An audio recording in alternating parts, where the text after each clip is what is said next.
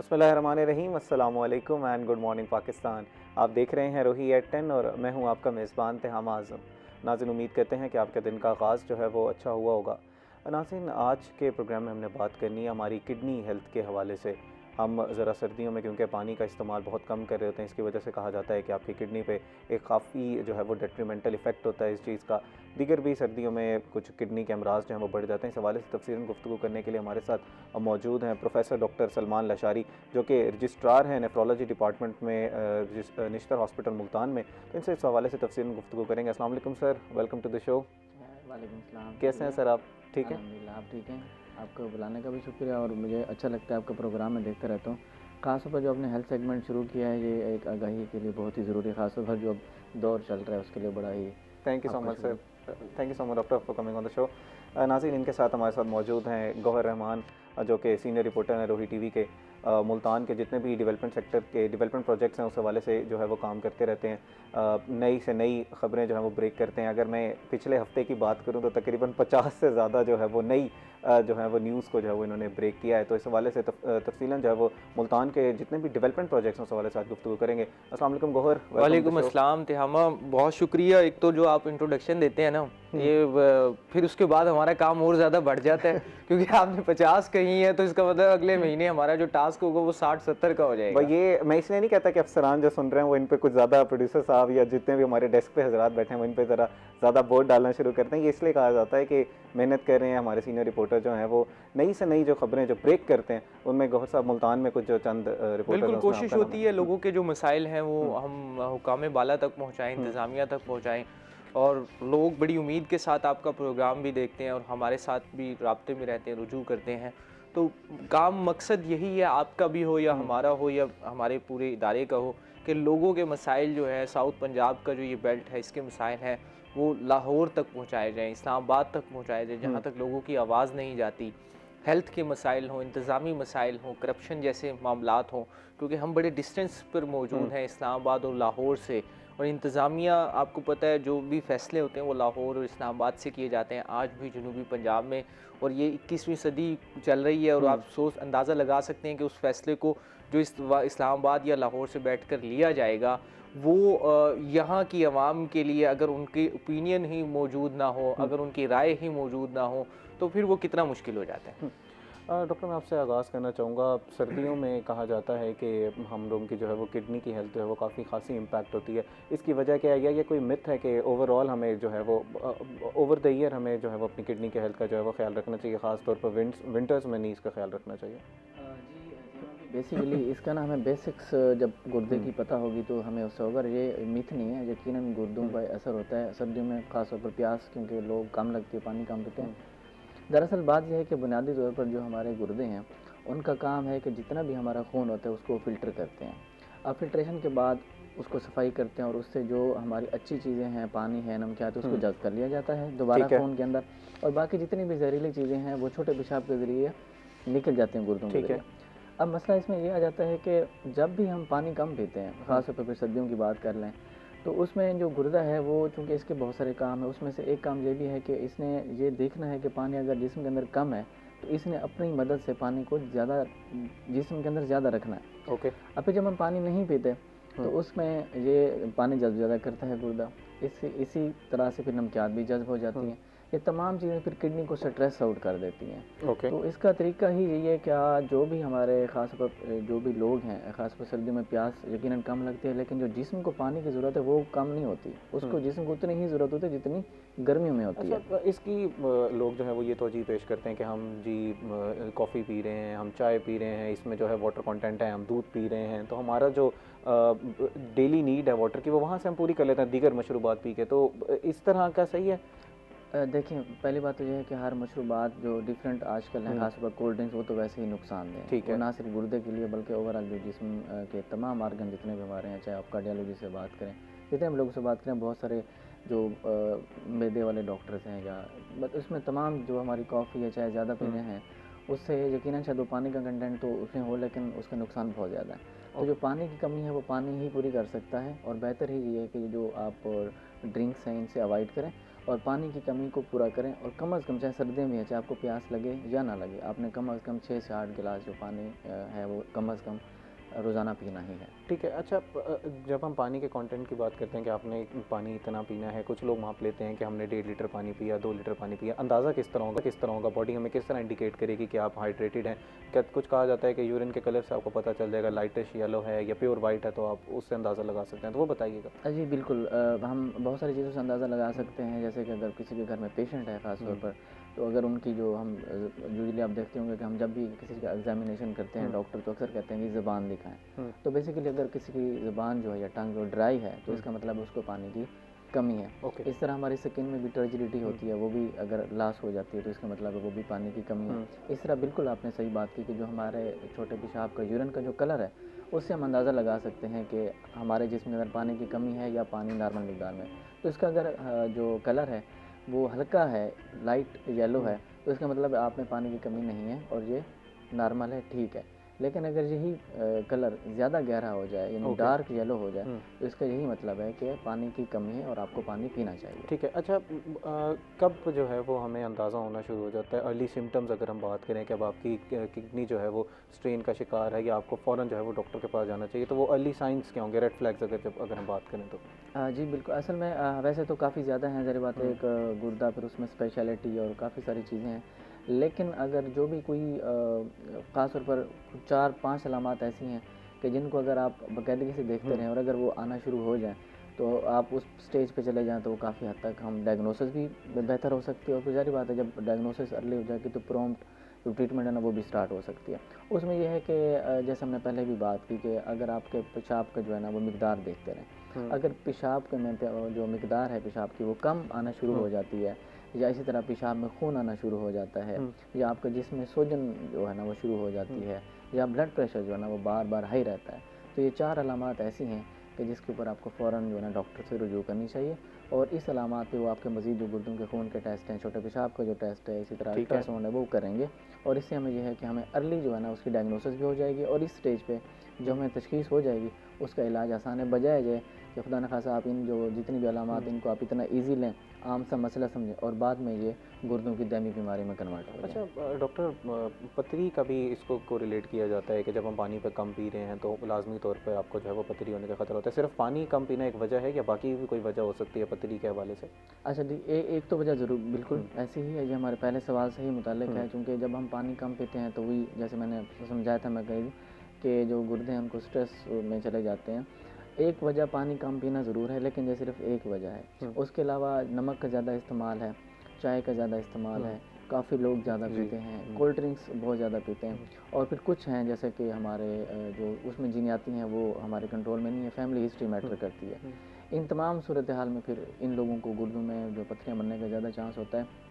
इसमें फिर से वही बात है कि जितनी मैंने आपको काज़ेज़ बताई हैं, अगर हम इन काज़ को ही ट्रीट कर लें, जैसे कि पानी मुनासिब मिकदार में पिया जाए, बहुत ज़्यादा भी नहीं, मुनासिब मिकदार में पानी का इस्तेमाल करें। बहुत ज़्यादा भी नहीं, आपने पहले भी आंसर में ये कहा कि बहुत ज़्यादा भी नहीं, तो एक बहुत ज़्यादा भी नहीं से हम क्या मुराद लेते हैं? आइडियल कितना होना चाहिए? विंटर्स की अगर हम बात करें, बचपन में पढ़ते थे कि जी 7 से 8 ग्लास पी लेने, और विंटर्स में थोड़ी सी उसकी तादाद जो है वो कम कर लेनी है, तो वो भी बता दीजिएगा। जी, असल में दरअसल ये है कि हमारा जो नॉर्मली जो हम लोग हैं, हमारा 1.5 लीटर तक पेशाब आता है, ठीक है, रोज़ाना ना, 24 घंटे में 1.5 लीटर, तो हमें कम अज़ कम 2 लीटर पानी पीना चाहिए, ताकि वो बाकी हमारे जिस्म में भी बचे, जो पसीने की सूरत में या पखाने की सूरत में, या हम बोल रहे होते हैं तो ये ज़रात जो निकल रहे होते हैं, कुछ पानी यहाँ से ज़ाया हो जाता है और कुछ पानी हमारा छोटे पेशाब की सूरत में जिस्म से निकल जाता है, तो हमें उसको भी पूरा करना है, और जो गुर्दा निकाला उसको भी पूरा करना है। सर्दियों में ही मसला ये आता है कि लोगों को प्यास कम लगती है, उन्हें फिर यही महसूस होता है कि शायद हमें ज़रूरत नहीं रही, हालांकि वो जिस्म को तो उतनी ही ज़रूरत है, तो हमें वो इतना पानी कम से कम उतना पानी पीना चाहिए जितना हमारा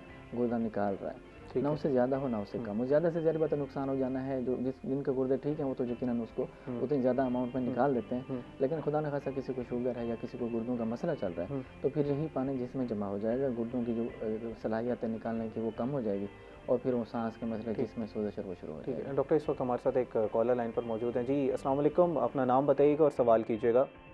वालेकुम सलाम सर, मेरा नाम है आमिर। आमिर साहब, सवाल कीजिएगा। सर मुझे ये मालूमात चाहिए, जो खवातीन की नाड़ी में इंफेक्शन होता है ना, वो मेडिसिन से हल हो जाता है या उसका ऑपरेशन हल है? ठीक है, मैं इसका जवाब ले लेता हूँ। वो यूटीआईज की बात कर रहे हैं मेरा ख्याल है, डॉक्टर इसका जवाब दीजिएगा। अच्छा आगे जी। हमने आगे प्रोग्राम में जाके थोड़ा सा इस पर बात करनी थी, लेकिन क्योंकि कॉलर ने जी पहले ये सवाल बड़ा एक अहम सवाल है, बल्कि ख़वातीन के हवाले से ये ज़रूरी भी है जो मालूमात जानना।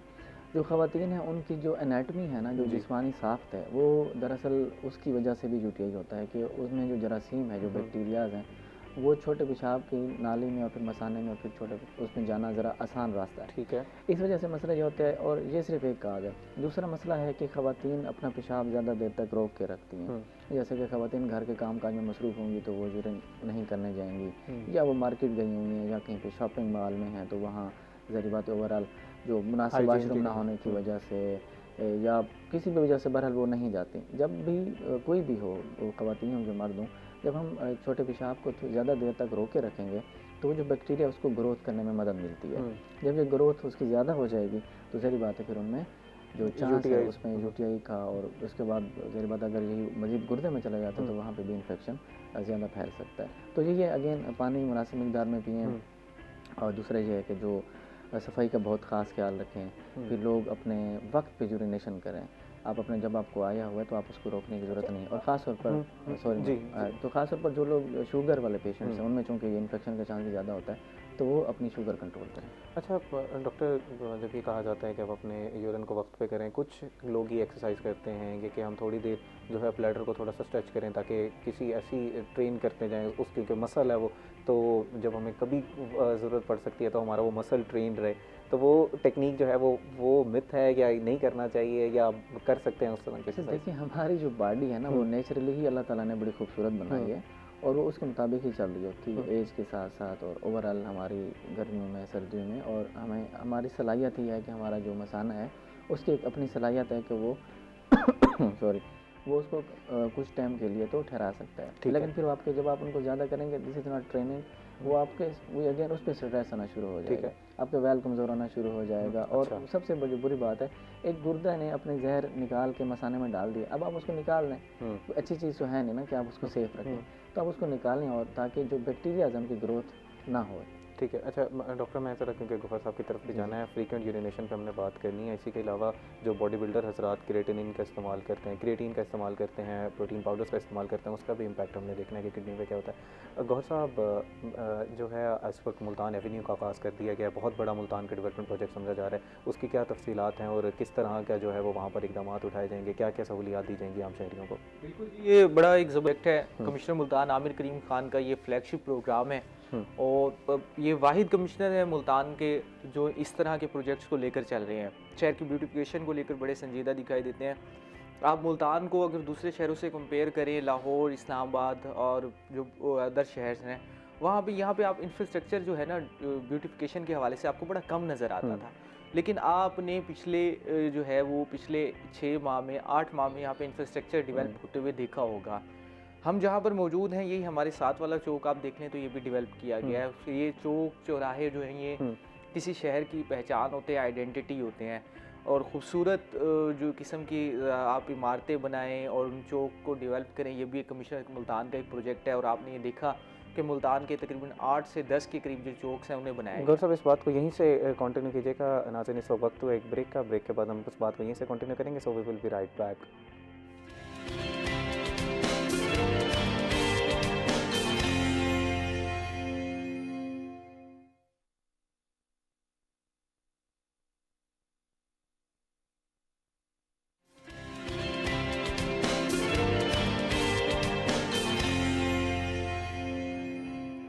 वेलकम बैक नाज़रीन। ब्रेक से पहले हम मुल्तान एवेन्यू के हवाले से गुफ्तगू कर रहे थे। जी गौहर साहब, उसी मुल्तान एवेन्यू के बारे में ज़रा तफसीलन बताइएगा।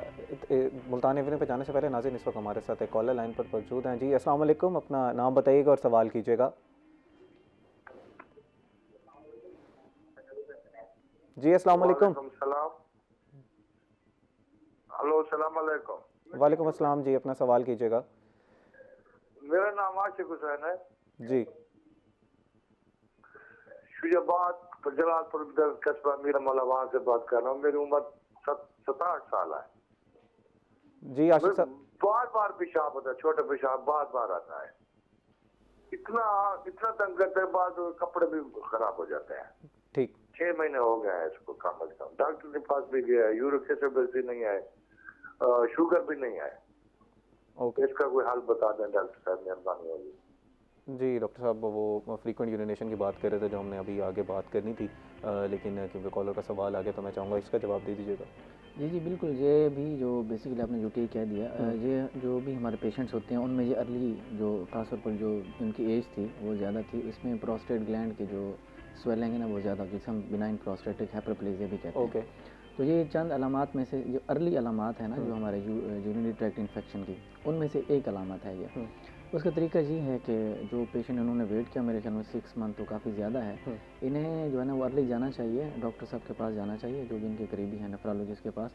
वहाँ इनका छोटे पेशाब का टेस्ट भी होगा और उसके अलावा फिर इनके अल्ट्रासाउंड भी होगा, उसमें हमें कंफर्मेशन हो जाएगी कि वो इन्फेक्शन है और साथ में इनका जो प्रोस्टेट ग्लैंड है उसका साइज़ कितना है। ठीक है। अच्छा, इसमें जैसे आप बात कर रहे हैं उनके भी सिम्टम्स में ये है कि उनको जलन नहीं है, यूटीआई में तो जलन के साथ साथ फ्रीक्वेंट यूरिनेशन नहीं होना स्टार्ट हो जाती जी है? जी, ये देखिए अर्ली वही अगेन अर्ली स्टेज में आपको ना चंद अलामात में से है। ठीक है। तो एक अलामात में से है, अगर उनको इन्फेक्शन होगा तो यकीनन फिर ये बाकी अलामात भी। और वो प्रोस्टेट का नाम सुन के डर गए होंगे, वो ज़रा बताइएगा कि वो अच्छा, कैंसरस नहीं है? नहीं ये बेसिकली मर्दाना गदूद है, ओके। जिसकी मैंने कहा बिनाइन प्रोस्टेटिक है, मतलब वो उसकी जो स्वेलिंग है वो ये कॉमन है कि 50 जो 60 साल की एज में है वो फिर उसकी सोजश शुरू हो जाती है, जिसकी वजह से वो चूँकि जो छोटे पेशाब की हमारी नाली है ना उसके वो दरमियान में ही है बिल्कुल जी। तो वो जैसे वो उसकी सोजश होती है तो वो नाली तंग पड़ जाती है। ठीक उस है। नाली की तंग की वजह से ये होता है कि पेशेंट जाता है उसको उस वक्त पेशाब फिर जितना आना है फिर आता है और फिर उसके बाद रुक जाता है, फिर थोड़ी देर बाद फिर से आता है, तो वो ज़रा काफ़ी उनके लिए मसला रहता है, इसके लिए टेबलेट भी यूज़ करनी पड़ती है अगर वो कंफर्मेशन हो जाए तो। ठीक, हाँ, उसके बाद ये मस्ट है कि वो पहले जाके किसी नेफ्रोलॉजिस्ट ये को ज़ाहिर बात है, दिखाएंगे। देखें सिर्फ जहाँ से सुन के या अगर वो कंफर्मेशन, क्योंकि काफ़ी काजेज़ बहुत सारी होती हैं। अगर किसी पेशेंट को शुगर है उसको भी पेशाब ज़्यादा मकदार में आएगा, बार बार आएगा। इस तरह किसी को अगर प्रोस्टेट की जो स्वेलिंग है वो अगर है तो भी आएगा। इस तरह किसी पेशेंट को अगर यूटीआई चल रहा है उसको भी छोटा पेशाब बार बार आएगा। तो यकीनन एक अलामत, सिर्फ एक अलामत की बुनियाद पे ये सिर्फ समझ लेना कि नहीं बस सिर्फ ही प्रोस्टेट का मसला है तो वो गलत बात है। पहले तशख़ीस करा लें, उसके मुताबिक फिर उसका इलाज। फ्रीक्वेंट यूरिनेशन पे हम ज़रा तफसीलन जो है वो गुफ्तगू करेंगे, ये उम्मीद करते हैं कि आपको आपका जवाब जो है वो मिल गया होगा। गौहर साहब, हम मुल्तान एवेन्यू के बारे में बात कर रहे थे, मैं चाहूँगा कि आप वहीं से अपनी बात को कंटिन्यू करें। बिल्कुल जी, मुल्तान के कमिश्नर हैं, इनका ये प्रोजेक्ट है मुल्तान को ब्यूटिफिकेशन को लेकर, चौक चौराहे बनाए गए, आपने मुल्तान के चौक को डेवलप होते हुए भी देखा। चुंगी नंबर 9 पर जो एक तवील अरसे से हम इंतज़ार कर रहे थे कि वहाँ पर जो है ट्रैफिक के निज़ाम को बेहतर बनाया जाए। इसके अलावा सईदा वाला बाईपास पर आप देखेंगे चौक को कुशादा किया गया।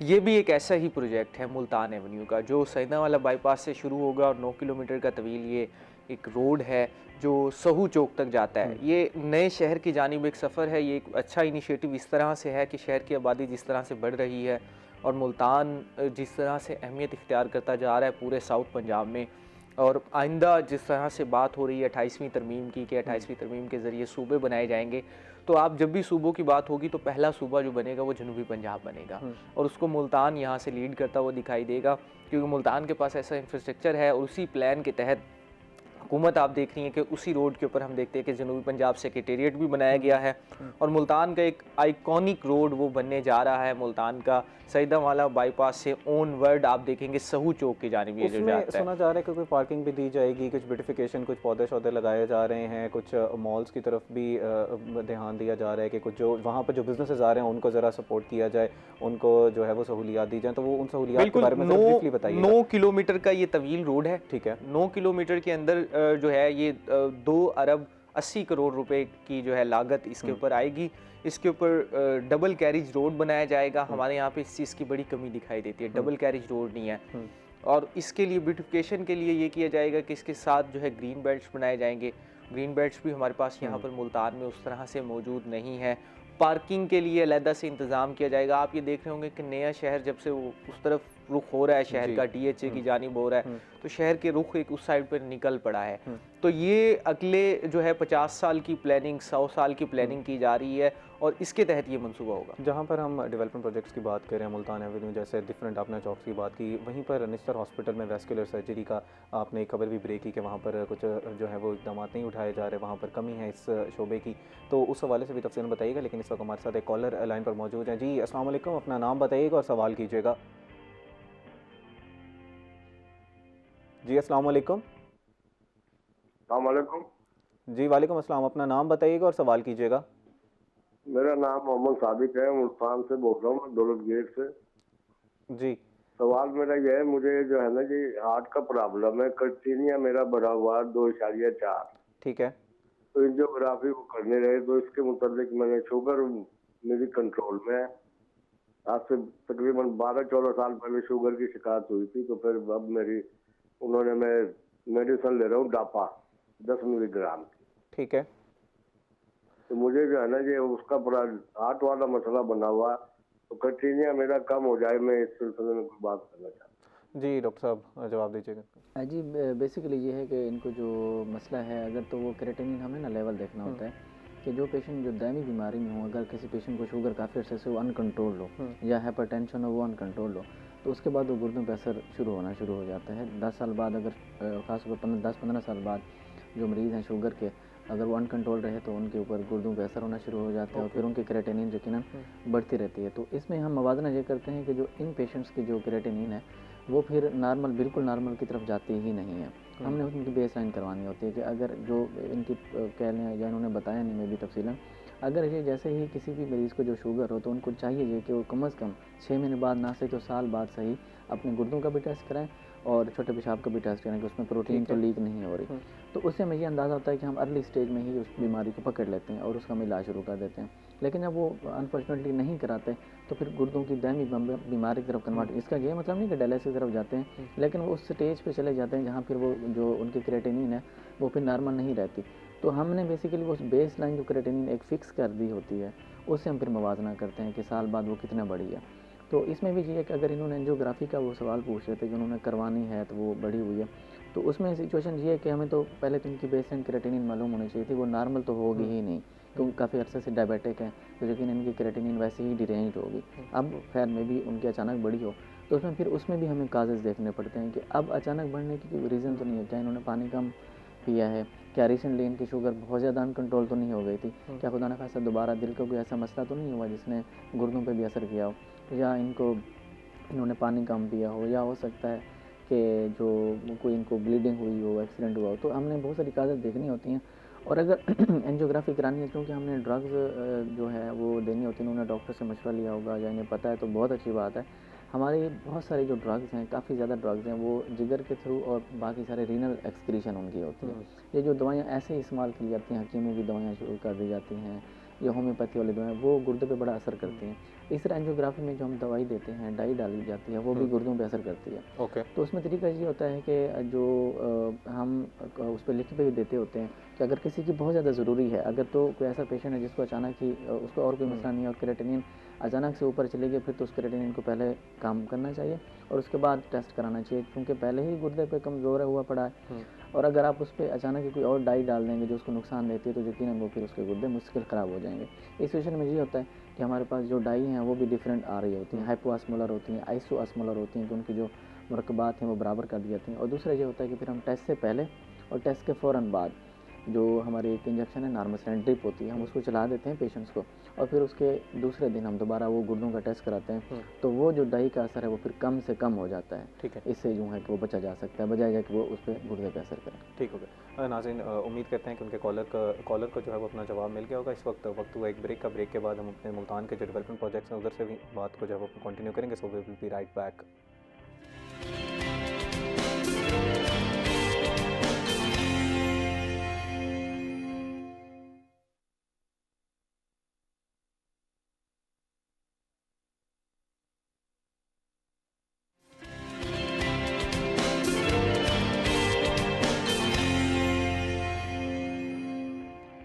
वेलकम बैक नाज़रीन।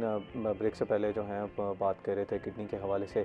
किडनी हेल्थ के ऊपर मज़ीद भी गुफ्तगू करेंगे, लेकिन हमारे साथ गौहर साहब मौजूद हैं जो हमें वेस्कुलर सर्जरी के शोबे के हवाले से तफसीलन आगाह कर रहे थे कि वहाँ पर निश्तर हॉस्पिटल में ये शोबा ही मौजूद नहीं है। जी गौहर साहब, क्या तफसीलात हैं? शोबे की बनाया जा रहा है या अभी जो है वो इस पर क्या इक़दाम उठाए जा रहे हैं? बिल्कुल जी, हम बात बड़ी आगाज़ ही हम हमेशा निश्तर के हवाले से करते हैं कि निश्तर जुनूब पंजाब की सबसे बड़ी इलाजगाह है, सबसे ज़्यादा सहूलतें हैं। बलूचिस्तान से भी मरीज़ आते हैं, सिंध से भी मरीज़ आते हैं, लेकिन कुछ अहम शोबे ऐसे हैं जो यहाँ पर भी मौजूद नहीं है। किसी ने आज तक उन पर तवज्जो ही नहीं दी। अब ये जो आप बात करें वेस्कुलर सर्जरी, इतना अहम शोबा है, लेकिन जनूबी पंजाब में एक भी हॉस्पिटल ऐसा नहीं है जहाँ पर ये शोबा मौजूद हो। वेस्कुलर सर्जरी के हवाले से मैं बताऊँ, ये एक शोबा है जो रगों को जोड़ने का। आप देखते हैं कोई भी एक्सीडेंट हो जाता है, इंसिडेंट हो जाता है, फायर बुलेट के केसेस आते हैं, तो उसमें आपको जब फायर लगता है या एक्सीडेंट होता है तो आपके जो जिस्म के अंदर जो रगें हैं वो भी चल रही हैं, वो भी कट जाती हैं।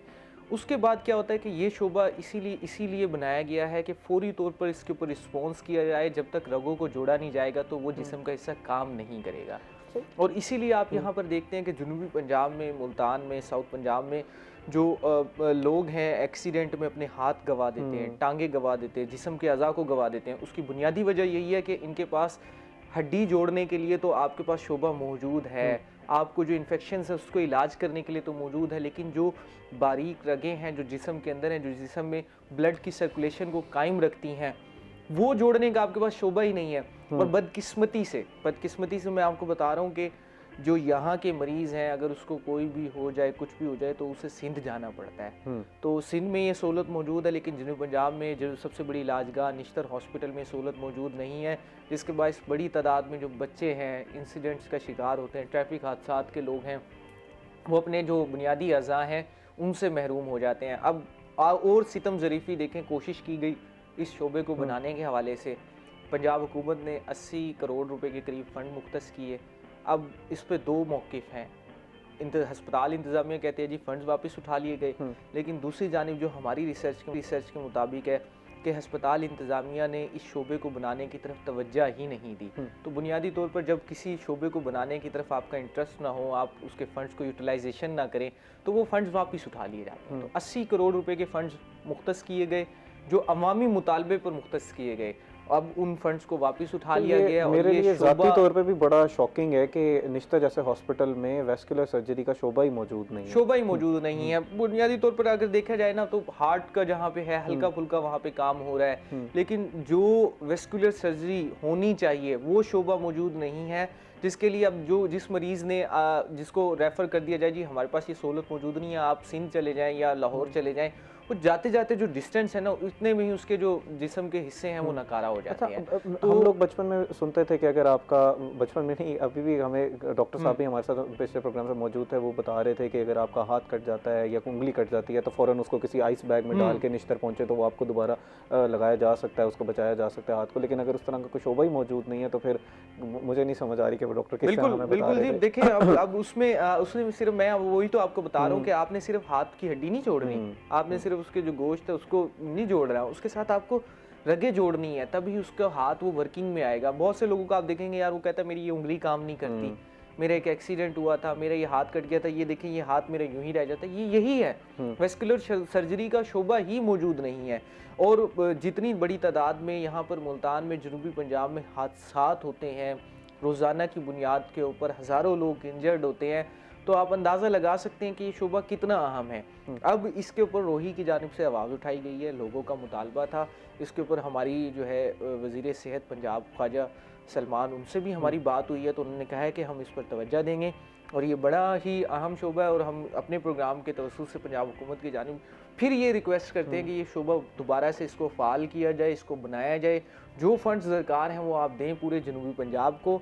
ये सिर्फ मुल्तान के लिए सहूलत पैदा नहीं होगी, ये पूरे जनूबी पंजाब के लिए सहूलत पैदा होगी और ये दरीना मुतालबा है। आप अंदाज़ा लगा लें कि अगर एक हॉस्पिटल जो अपने आप में क्लेम करता हो, एक रीजन जो क्लेम करता हो कि हमारे पास सबसे ज़्यादा डिस्ट्रिक्ट्स हैं, आबादी है, और एक हॉस्पिटल जो कहता हो कि हम बलूचिस्तान के मरीज़ भी लेते हो, अगर आप उधर ये सहूलत नहीं दे सकते और प्राइवेट हॉस्पिटल्स में भी ये सहूलत मौजूद नहीं है, तो ये कितना बड़ा अलमिया है। उम्मीद करते हैं कि जल्द से जल्द ये जो मामला है हल होगा और वेस्कुलर सर्जरी जैसा अहम शोबा जो है वो यहाँ पर बनाया जाएगा। जैसे आप बता रहे हैं कि फ़ंड्स जो है वो मुख्तस किए गए थे और बाद में फिर जो है वो जो भी एडमिनिस्ट्रेटिव जो भी फ्लॉज हैं उनको जो है वो दूर किया जाएगा, जल्द से जल्द ये शोबा बनाया जाएगा। अच्छा, रेवेन्यू डिपार्टमेंट की बात कर लेते हैं। वहाँ पर कुछ निगरानी का कहा गया है ADCG की तरफ से, एडिशनल डिप्टी कमिश्नर की तरफ से, वो क्या मामला है? कोई नायब तहसीलदार और तहसीलदारों के ऊपर कुछ चेक्स एंड बैलेंस बढ़ने जा रहे हैं? बिल्कुल जी, हमारा यहाँ पे एक हमने जो है ना, कोई भी बेहतरी होगी हमने उसको कबूल नहीं करना। हमारे यहाँ पे एक रिवाज पाया जाता है, कोई भी अडॉप्टेशन होगी टेक्नोलॉजी की, हमने उसे आसानी से अडॉप्ट नहीं करना। कोई भी वैक्सीन आएगी तो हमने उसके बारे में भी प्रोपेगेंडा करना है। जैसे सर्विकल कैंसर के हवाले से आई तो कितना प्रोपेगेंडा आपने देखा। इसी तरह से हमारे जो सरकारी अफसरान हैं, जो पटवारी हजरात हैं और जो रेवेन्यू से मुतालिक हैं, इन्होंने भी नहीं सुधरना। आप जितनी मर्जी डिजिटलाइज कर दें, इन्होंने लोगों को उलझा कर रखना है, क्योंकि इनके पास तरीके होते हैं कि ये लोगों की ज़िंदगियां बर्बाद कर देते हैं। पंजाब हुकूमत का बड़ा फ्लैगशिप प्रोग्राम है। मरीम नवाज़ साहिबा ने अभी ये एक और आर्डीनेंस पास किया है कि सालों से अल्तवा का शिकार जो केसेस थे जायदादों के, वो 2-2 दिन में निपटाए जा रहे हैं, एक दिन में कब्जा दिलवाया जा रहा है। डिप्टी कमिश्नर साहब आप सुन रहे हैं? डिप्टी कमिश्नर सुन रहे हैं। डिप्टी कमिश्नर के सामने एक 7 से 10 उसका प्रोफार्मा होता है जो तहसीलदार भेजता है, वेरिफिकेशन होती है, 2 मिनट में कब्जा दिलवा दिया है। बड़ा अच्छा प्रोजेक्ट है। वहीं पर आपकी एक रजिस्ट्री ब्रांच है, वहीं पर आपकी अराजी रिकॉर्ड सेंटर है, ये अभी तक दुरुस्त होने का नाम नहीं ले रहे। ये पटवारी के निज़ाम पे ही चल रहे हैं। डिजिटलाइज भी कर दिया और इन्होंने नए रास्ते ये निकाले हैं कि उन डिजिटल पोर्टल्स का गलत इस्तेमाल कैसे करना है। लॉगिन हमारे यहाँ पे जो आपने कहा है ना, पहले कोई चीज़ अच्छी आती है ना, उसके हम पहले ये देखते हैं कि यार उसमें से जो रास्ता कौन सा है। तो ऐसे ही ये मुल्तान की रजिस्ट्री ब्रांच की कहानी है, जिसके ऊपर कमिश्नर मुल्तान आमिर करीम खान की जानिब से नोटिस लिया गया है, एक्शन लिया गया है। मुल्तान की ज़िले इंतज़ामिया के ऊपर बरहमी का इज़हार किया गया है। एडिशनल डिप्टी कमिश्नर जनरल को कहा गया है कमिश्नर मुल्तान की जानिब से कि फौरी तौर पर लेटर लिखें ज़िले इंतज़ामिया को, ज़िले इंतज़ामिया को बताएं कि किस तरह से अराजी रिकॉर्ड सेंटर की जो लॉगिन आईडीज़ हैं उनका गलत इस्तेमाल हो रहा है, लोगों को लूटा जा रहा है, टाउट माफिया वहाँ पर मौजूद है।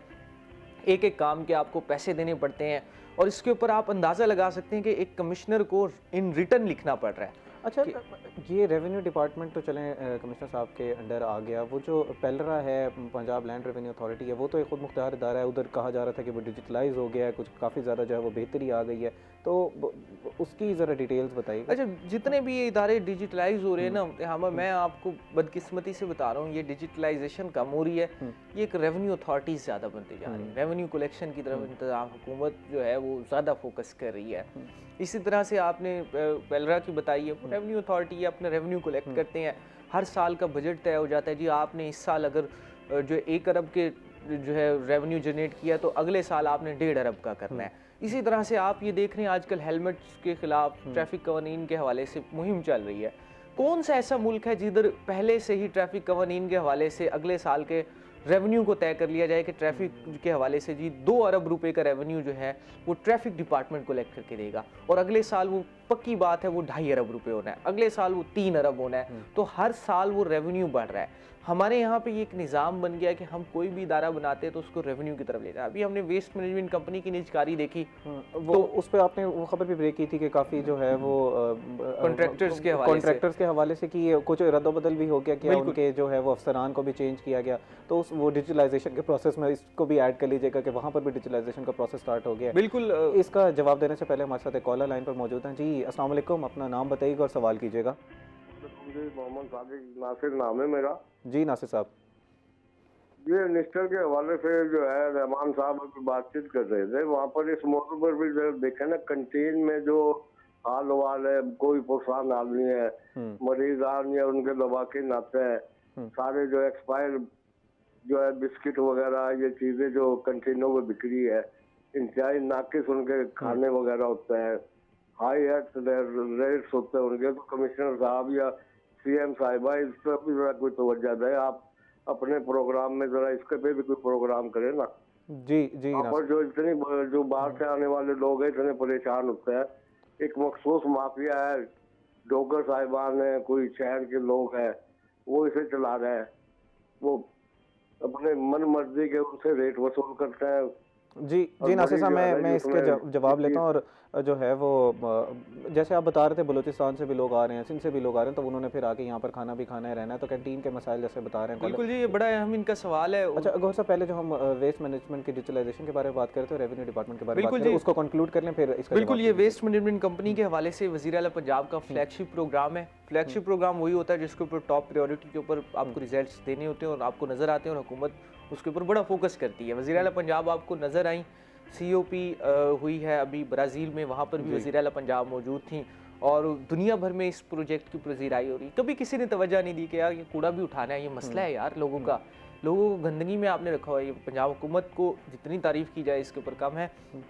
और इसी को लेकर अब डेवलपमेंट इसमें ये हुई है कि अब वेस्ट मैनेजमेंट कंपनी को भी अथॉरिटी में तब्दील कर दिया गया है। और इसका बाज़ाब्ता तौर पर जो इख्तियारात की मुंतकली और नए प्रोसेस है, नए अडॉप्टेशन है, उसका सिलसिला शुरू हो गया है। मुल्तान में बड़ा मसला आया। मुल्तान में एक कंपनी है, निजी कॉन्ट्रैक्टर, उसे हायर किया गया था जेवी इंटरप्राइजेज। अच्छा, वो अथॉरिटी और कंपनी में भी ज़रा आसान हाँ। अल्फाज में बता दीजिएगा कि फ़र्क क्या होगा, इससे बेहतरी किस तरह है? बिल्कुल जी, कंपनी जो थी वो डिवीजनल सतह पर तमाम मामलात को देख रही थी। मुल्तान पूरी डिवीजन उसके पास थी और उसके सीईओ उसको मॉनिटर कर रहे थे, मैनेजर ऑपरेशन उसके मामलात को देख रहे थे। और हुआ ये है कि हर डिस्ट्रिक्ट में, क्योंकि 4 डिस्ट्रिक्ट आते हैं मुल्तान डिवीजन में, तो हर डिस्ट्रिक्ट में एक कंपनी को हायर किया गया है, वो सारे सफाई के मामलात को देख रही है। और जो वेस्ट मैनेजमेंट कंपनी का है वो एक मॉनिटरिंग बॉडी के तौर पर काम कर रही है। अब इसको अथॉरिटी में तब्दील किया गया है। अथॉरिटी में तब्दील करने का के हवाले से अच्छी चीज़ हो सकती है, बेहतर हो सकती है कि अब जिस तरह से आप देखते हैं पार्क्स एंड हार्टिकल्चर अथॉरिटी थी, इसको भी हार्टिकल्चर अथॉरिटी कर दिया गया। अब इसको ज़िले सतह पर लाया जा रहा है वेस्ट मैनेजमेंट कंपनी को। एक सीईओ बैठेंगे, उसके बाद डिप्टी कमिश्नर उसके सरबराह होंगे और ज़िले की सतह के ऊपर उसके फैसले लिए जाएंगे। अब मुल्तान के हवाले से बात की जाए तो मुल्तान में जेवी इंटरप्राइजेस ने इसका कॉन्ट्रैक्ट जो था वो विन किया था और जेवी इंटरप्राइजेस में काम करी थी। हमने पिछले प्रोग्राम में आपको एक खबर दी थी, वो ये थी कि जेवी इंटरप्राइजेस की आपस में तकसीम हो गई है। उनके जो 3 मालकान हैं, कॉन्ट्रैक्टर्स हैं, उनकी आपस में उन्होंने डिवीजन का फैसला किया है और उसके अब मुस्बत नताइज निकलने लगे हैं। शुरू में बड़ी दुश्वारी हुई, उसमें 3 जोन में मुल्तान को तकसीम किया गया है, zone 1, zone 2, zone 3।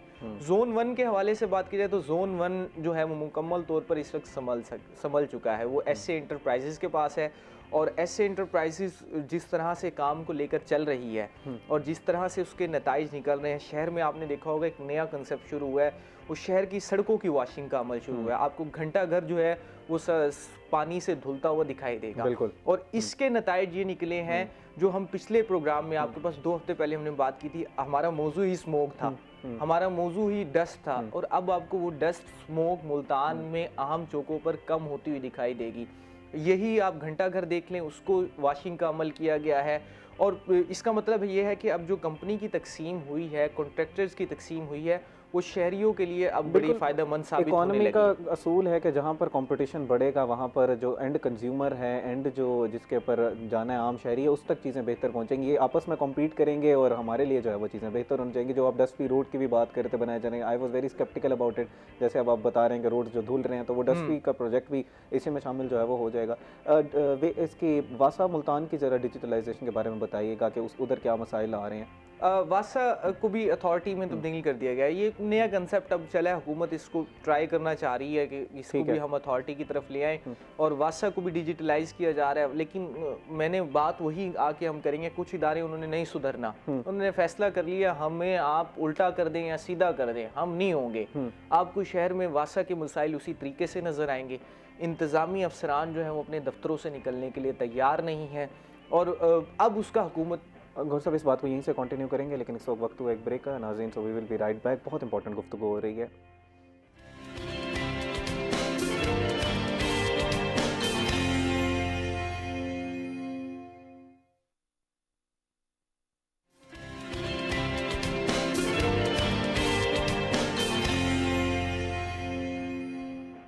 Welcome back नाज़रीन। ब्रेक से पहले हम बात कर रहे थे वासा के हवाले से और कुछ डिजिटलाइजेशन का अमल उधर जारी है। जी गौर साहब, ज़रा आप उस बात को कंक्लूड करें कि जो आप वासा के बारे में बता रहे थे कि क्या नए इकदाम उठाए जा रहे हैं वहाँ पर। बिल्कुल, वासा को भी अथॉरिटी की शक्ल दे दी गई है। वासा पंजाब तमाम मामलात को देख रहा है और अच्छी चीज़ ये है कि अब जो जनूब पंजाब के सर्विंग एरिया 11 के करीब अजला थे जहाँ पर वासा मौजूद नहीं था, वहाँ पर वासा की तश्कील होगी। और एक और अच्छी चीज़ ये की गई है वासा पंजाब की जानिब से, आपने देखा होगा ई खिदमत सेंटर। ई खिदमत सेंटर का मतलब ये है 20-22 सहूलियात थी, वहाँ पर आप जाते हैं, आपके तमाम मामलात हो जाते हैं, करेक्टर सर्टिफिकेट भी मिल जाता है, कोई एप्लीकेशन भी नहीं। अब वासा की जो सर्विसेज है उन्हें भी ई खिदमत सेंटर पे मुंतकिल किया जाए, जिसमें आपने नए कनेक्शन के हवाले से दरख्वास्त देनी है तो वो भी ई खिदमत के ज़रिए देनी होगी। मैनुअल सिस्टम को ख़त्म किया जा रहा है, कंप्लेंट सिस्टम को वहीं लेके जाया जा रहा है।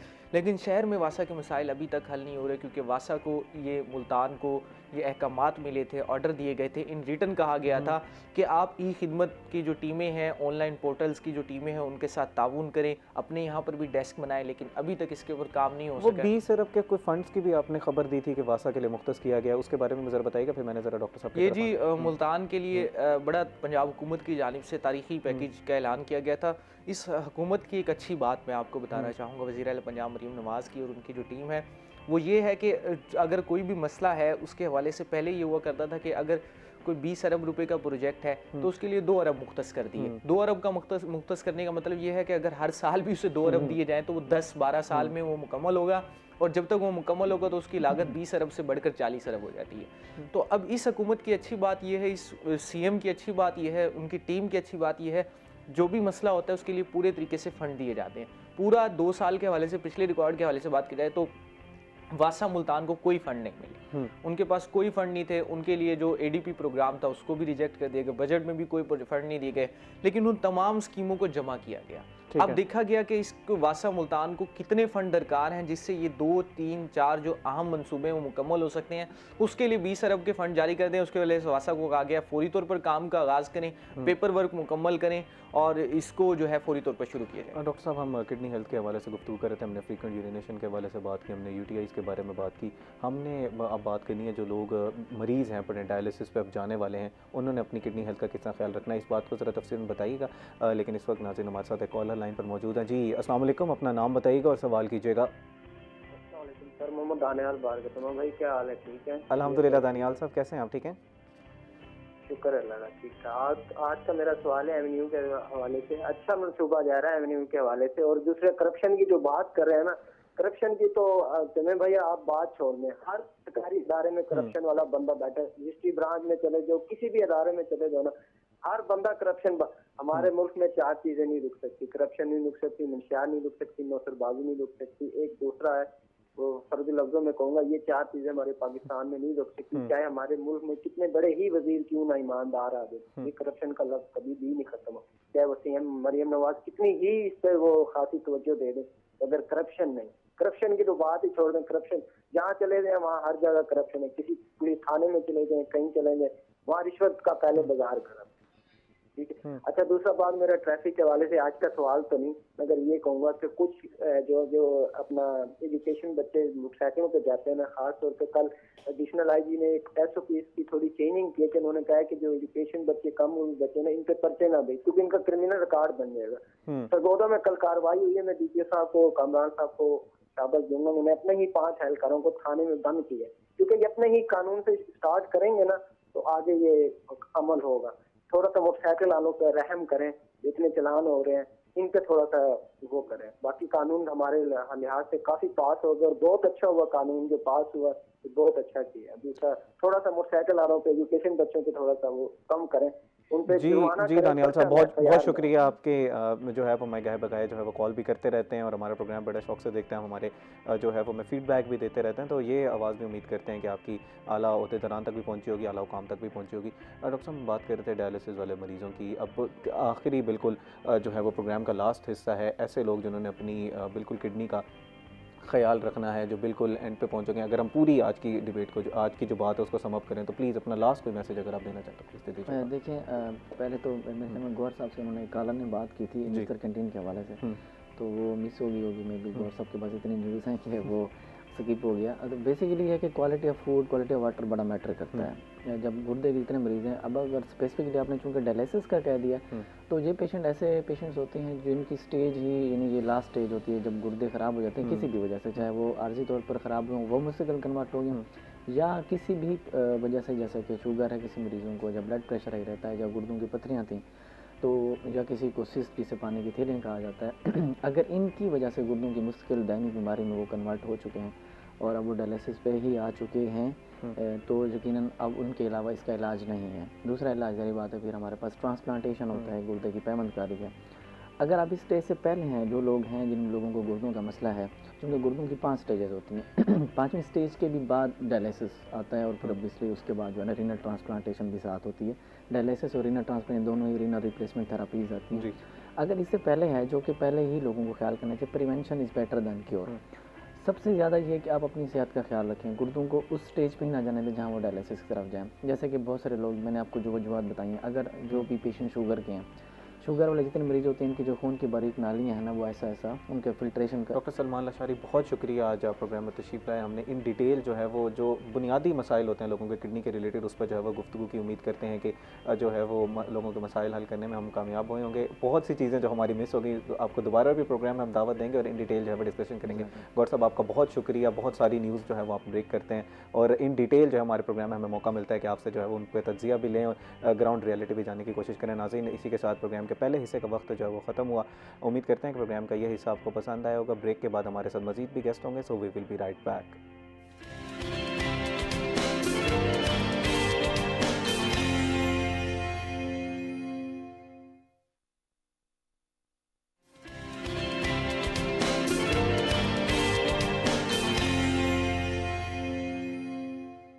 वेलकम बैक नाज़रीन। ब्रेक से पहले हम बात कर रहे थे किडनी हेल्थ के ऊपर और डॉक्टर साहब हमारे साथ मौजूद है। इन्हीं के साथ हमारे साथ गौहर साहब भी मौजूद है, जो मुल्तान के जो डिफरेंट डेवलपमेंट प्रोजेक्ट्स हैं उसके हवाले से तफसीलन हमें आगाह कर रहे थे कि इस वक्त ग्राउंड रियलिटी क्या है और कहाँ तक जो है वो उन प्रोजेक्ट्स पहुँचे और कब तक जो है वो अपाए तकमील तक पहुँच जाएंगे। उम्मीद करते हैं कि प्रोग्राम का पहला हिस्सा जो है वो आपको पसंद आया होगा। नाज़रीन, प्रोग्राम के इस हिस्से में हमने बात करनी है वेट लॉस के हवाले से कि वज़न को कम किस तरह किया जा सकता है। क्या सिर्फ ब्यूटी को देखते हुए ही कम करना चाहिए? कुछ लोग जो है वो क्रैश डाइटिंग की तरफ फिर इसको जो है वो जब उनको जहन में आ जाता है कि अब हमने वज़न कम करना है ब्यूटी स्टैंडर्ड का ख्याल रखते हुए, क्योंकि आजकल हम देखते हैं ना कंपैरिजन करते हैं अपनी बॉडी का और जो हमें सोशल मीडिया पे बॉडीज़ नज़र आ रही होती हैं, तो उसकी वजह से लोग क्रैश डाइटिंग करते हैं। तो क्या सिर्फ वज़न कम करना जो है हमने सिर्फ ब्यूटी के लिए करना है या कुछ इसमें हेल्थ का भी हमने अपना ख्याल रखना है? तो इस हवाले से तफसील गुफ्तगू करने के लिए हमारे साथ मौजूद हैं प्रोफेसर हकीम ज़फ़र महमूद अंसर साहब। अस्सलाम वालेकुम सर, कैसे हैं सर? कैसे हैं आप? ठीक हैं? अल्हम्दुलिल्लाह। हकीम साहब, आप कैसे हैं? अल्हम्दुलिल्लाह, अल्लाह का बहुत करम है। हकीम साहब, ज़रा बताइएगा कि वेट लॉस क्यों ज़रूरी है? क्या इसमें हमने अपनी सेहत का भी कुछ अंसर मौजूद है या नेचुरली जैसे जैसे आपकी एज बढ़ेगी आपका वेट जो है वो गेन होता रहे? तो हमें बात ये है कि असल में आजकल हमने ना अपना जो लाइफ स्टाइल है ना, उसको बहुत हद तक जो है ना मुश्किल बना दिया। हम जो है ना बिल्कुल जो है ना अपनी डाइट की तरफ से बिल्कुल उलट चल रहे हैं। जो एक हमारा नेचुरल वे है डाइट लेने का, उससे हम हटे हैं। अब आप देखें, रातों को लोग लेट नाइट तक जागते हैं और अमूमन खाना जो है वो बड़ा टाइट किस्म का रात को ही खाया जाता है, बहुत हैवी मील खाया जाता है। आप ये देखें, आम तौर पर आप विजिट करें, अमूमन जो है ना जो लोग ऑफिस से आते हैं वो रात को। इस बात को यहीं से कंटिन्यू करेंगे। नाज़रीन, इस वक्त हमारे साथ एक कॉलर लाइन पर मौजूद हैं। जी अस्सलाम वालेकुम, अपना नाम बताइएगा और सवाल कीजिएगा। जी अस्सलाम वालेकुम। जी वालेकुम सलाम। जी अपना नाम बताइएगा और सवाल कीजिएगा। जी हेलो, अस्सलाम वालेकुम। वालेकुम अस्सलाम। जी मेरा नाम मोहम्मद आतिफ है, मैं बिहारी से हूँ। अच्छा आकिब साहब, गुजारिश ये है कि थोड़ी सी टीवी का जो वॉल्यूम है ना पीछे से कम कर लें। जी एक मिनट, मैं आवाज़ कम करता हूँ। जी जी मैं करता हूँ। जी मेरा ये सवाल है ट्रैफिक कमाने के लिए, ट्रैफिक के जो हेलमेट वगैरह हैं, रक्षे वगैरह साफ किए जा रहे हैं। जी आकिब साहब। जी क्या देहात में भी ये है कवानीन? देहात में भी होगा? हाँ जी बिल्कुल, वो है क्रॉस द बोर्ड की कवानीन है, पूरे पंजाब के लिए है, देहात हो या शहर हो, सबके लिए ये कानून जो है वो वहीं पर लागू होगा और उस पर अमल करना हमारी जो है वो जिम्मेदारी है। प्रोफेसर साहब, हम बात कर रहे थे वेट लॉस के हवाले से, आप बता रहे थे कि क्यों ये जो है हमारी डाइटरी चेंजेस की वजह से आजकल हम ये चीज़ें फेस कर रहे हैं। रातों को लोग लेट नाइट तक जागते हैं और खाना जो है वो लेट खाते हैं और हैवी मील लेते हैं। अब ऐसे में जब आप सुबह को उठते हैं तो आपका सुबह का टाइम जो है वो इस तरह का होता है कि इसमें आपके मैदे के हार्मोन्स जो है ना वो एक्टिव होते हैं। लेकिन उस सूरत में होते हैं कि अगर आप रात का खाना जो है वो लाइट हो और वक्त से पहले टाइम पे खा लें, इशा के बाद या पहले, इशा से पहले ले लें, मगरिब के बाद ले लें, ठीक है, तो उस वक्त आपके सुबह के वक्त हार्मोन्स जो है ना मैदे के एक्टिव होते हैं और मैदा इस पोजीशन में होता है कि वो आपसे हैवी मील एक्सपेक्ट करता है। ठीक है। अच्छा ये बताइएगा कि जब आप इशा की बात कर रहे हैं तो तकरीबन कहा जाता है कि बेड टाइम, अगर हम बेड टाइम को जहन में रख लें, कुछ लोग क्योंकि रात देर तक भी पढ़ते रहते हैं या उन्होंने काम करना होता है, अगर जिस टाइम वो सोने जा रहे हैं, सोने से पहले अगर वो 3-4 घंटे पहले खाना खा लें तो ये ज़्यादा मुनासिब? 4 घंटे सोने से पहले। ठीक है। ये 4 घंटे का टाइम जो है ना ये है कि अगर आप जब बेड पे जाते हैं तो आपको खाना खाए हुए तकरीबन 4 घंटे गुजर जाने चाहिए। ओके। तो उसके हिसाब से आप देख लें कि आपका सोने का टाइम क्या है, बेड टाइम क्या है और खाना आप किस वक्त खा रहे हैं। ठीक है। तो ऐसी सूरत में जब लेट नाइट हम ज़्यादा खाना खाएंगे तो सुबह को जब हम उठेंगे भूख नहीं होगी, भूख नहीं होगी तो खाना नहीं खाएंगे, खाना नहीं खाएंगे दोपहर को ऐसे लाइट सी चाय बिस्किट ये वो या थोड़े से कोई स्नैक्स वगैरह ले लेंगे। फिर रात को इस तरीके से क्या होता है कि आपका पूरा जो सिस्टम है, जो एक नेचुरल सिस्टम है जिस्म के अंदर, वो सारा का सारा डिस्टर्ब हो जाता है।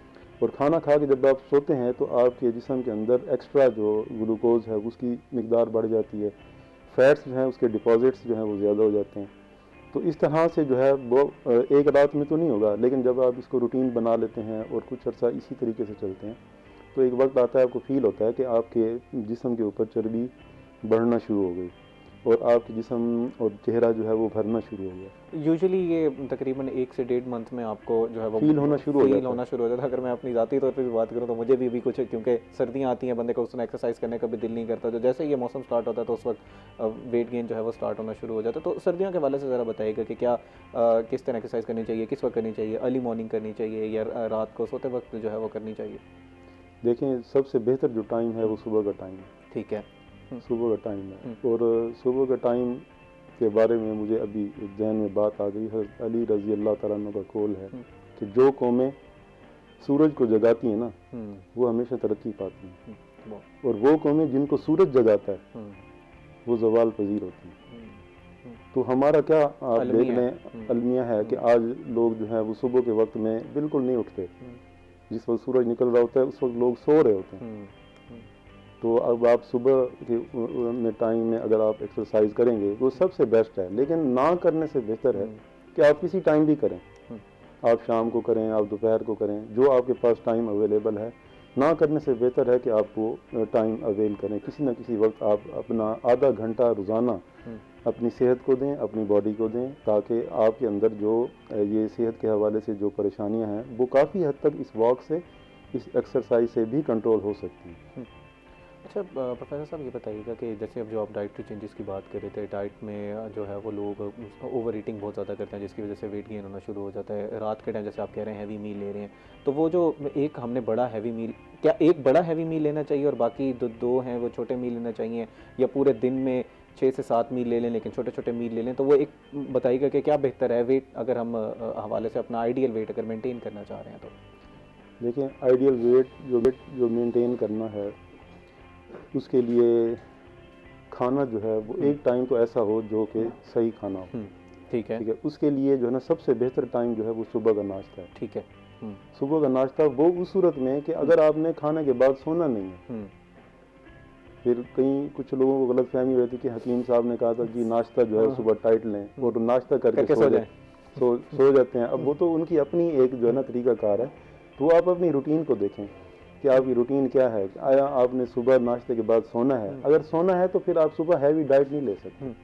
अगर सुबह आपने नाश्ते के बाद अपनी रोज़मर्रा की एक्टिविटीज़ को शुरू करना है, जिस शोबे में आप जाते हैं वहाँ जाके आपने अपना मेंटल वर्क या फिजिकल वर्क करना है, तो फिर आप हैवी डाइट लें और आप निकल जाएं, काम शाम करें, अपना दोपहर को लाइट लें और शाम को उससे भी लाइट लें। इस तरीके से अगर आप चलेंगे और रोज़ाना आधा घंटा अपनी बॉडी को देंगे तो इस तरह इंशाअल्लाह ताला आपका वेट भी कंट्रोल रहेगा और जिस्म के अंदर बहुत सारे मसाइल जो मोटापे की वजह से आते हैं वो नहीं आएंगे। और आप यकीनन ये मुझसे ये क्वेश्चन भी पूछेंगे कि मोटापे की वजह से कौन कौन से मसाइल आते हैं। तो मोटापे की वजह से 2 मसाइल जो है ना वो कॉमन है। अच्छा, मोटापे के मसाइल की तरफ जाने से पहले एक जहन में मेरे सवाल जो है वो फिर मिस हो जाएगा। जो अब रात को खाना जो हम देर से खाते हैं और फिर हम उसको खाते ही सो जाते हैं, उसके मसाइल में भी इसमें ऐड कर दीजिएगा कि उसकी वजह से क्या क्या बीमारियां हो सकती हैं। और कहा जाता है कि पूरी बॉडी जो है हम उस टाइम पे रिलैक्स हो जाती है और रेस्ट में चली जाती है, लेकिन हमारा जो मैदा है वो फिर पूरी रात जो है वो उसको फंक्शन करता रहता है, तो उसकी वजह से भी आपको काफ़ी बॉडी पर जो है वो नुकसान होता है। बिल्कुल ऐसे ही है। जब आप रात को खाना खा के सो जाते हैं तो आपके अंदर एक्टिविटीज़ जो है वो जैसे ही आप सोते हैं तो सारी एक्टिविटीज़ स्लो हो जाती हैं। मैदे की वर्किंग, इस तरह आपकी हार्ट बीट जो है वो भी स्लो होती है। और लेकिन जो है आपका खाना जो है वो आपकी जो चिकनाई है वो उसकी मिकदार ज़्यादा हो जाती है, ग्लूकोज की मिकदार ज़्यादा हो जाती है, आपके जिस्म के अंदर जो है कार्बोहाइड्रेट्स जो हैं वो ज़्यादा मिकदार के अंदर जब चले जाते हैं तो वो भी ऑटोमेटिकली शुगर में कन्वर्ट हो जाते हैं। तो ऐसा बंदा जो इस तरह के अपनी हैबिट बना लेता है, अपनी रूटीन बना लेता है कि रोज़ाना ही उसने रात को 12-1 बजे खाना खाना है और फिर उसके बाद सो जाना है, तो अनकरीब वो क्या होगा कि सबसे पहले उसको मोटापा आएगा।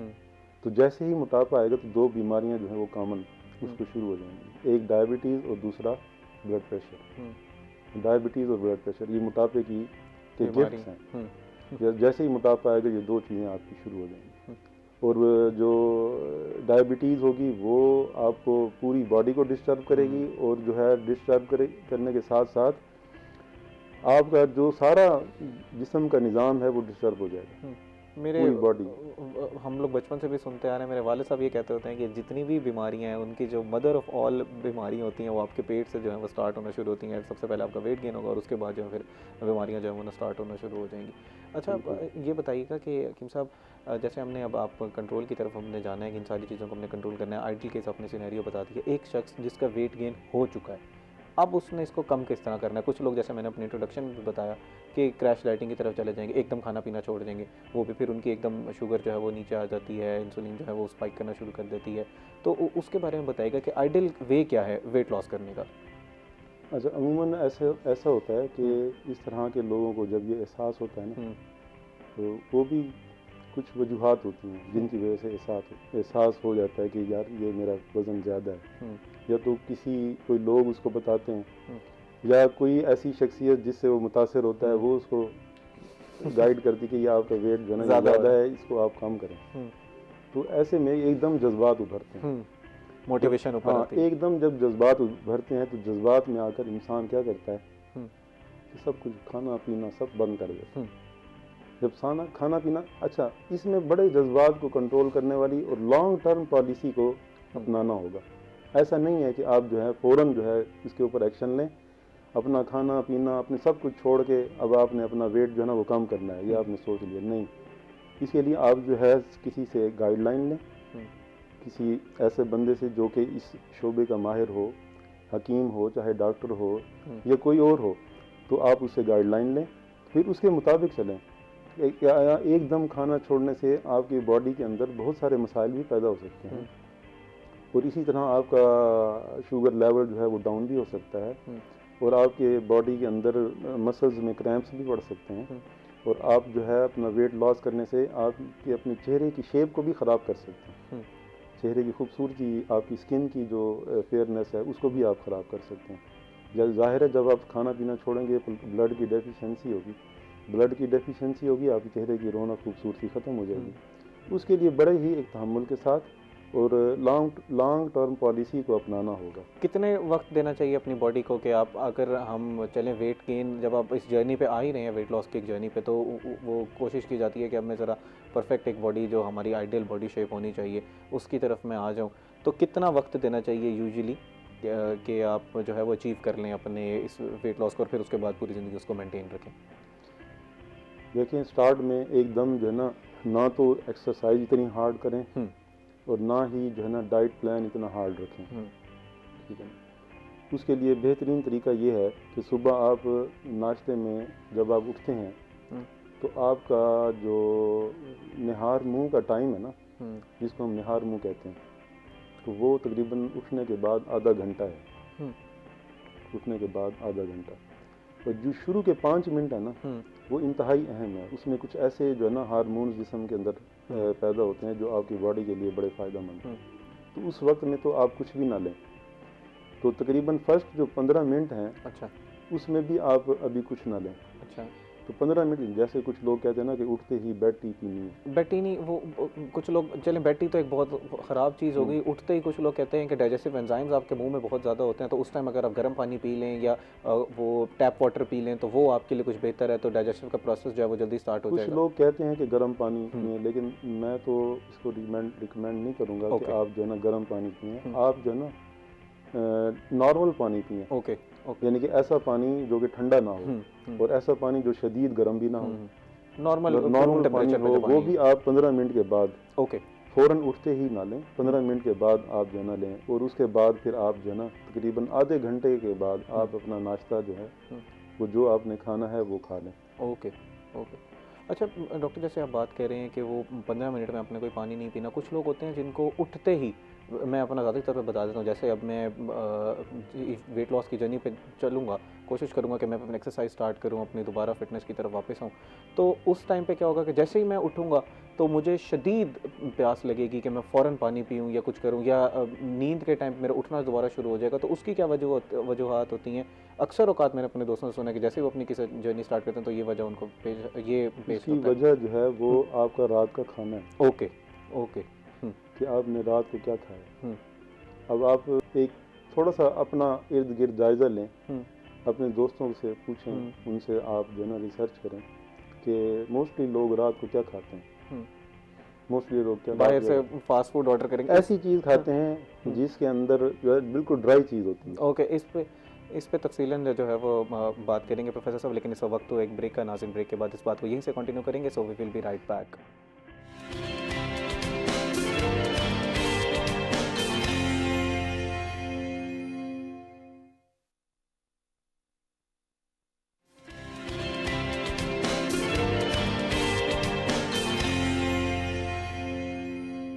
वेलकम बैक नाज़रीन। ब्रेक से पहले हम बात कर रहे थे वेट लॉस के हवाले से। अब मैंने एक सवाल किया था कि बार बार ऐसा क्यों महसूस होता है कि कुछ लोगों के वो रात को बहुत ज़्यादा प्यास लगना शुरू हो जाती है, या उठते ही उनका दिल करता है कि मैं फ़ौरन पानी पीऊँ, नहीं तो वो उनकी जो फंक्शन है वो नहीं किया जाता उनसे प्रॉपर्ली। प्रोफेसर साहब उसका जवाब आप दे रहे थे कि क्यों जो है वो प्यास लगती है उठते ही। मैं ये अर्ज़ कर रहा था कि अमूमन आप थोड़ा सा इसके ऊपर रिसर्च करें कि हमारे इर्द गिर्द हमारे एनवायरनमेंट में हमारे जो दोस्त अहबाब हैं या मोस्टली लोग जो हैं वो रात का खाना क्या खा रहे हैं। रात के खाने में ऐसी चीज़ इस्तेमाल की जाती है जो बिल्कुल ड्राई होती है।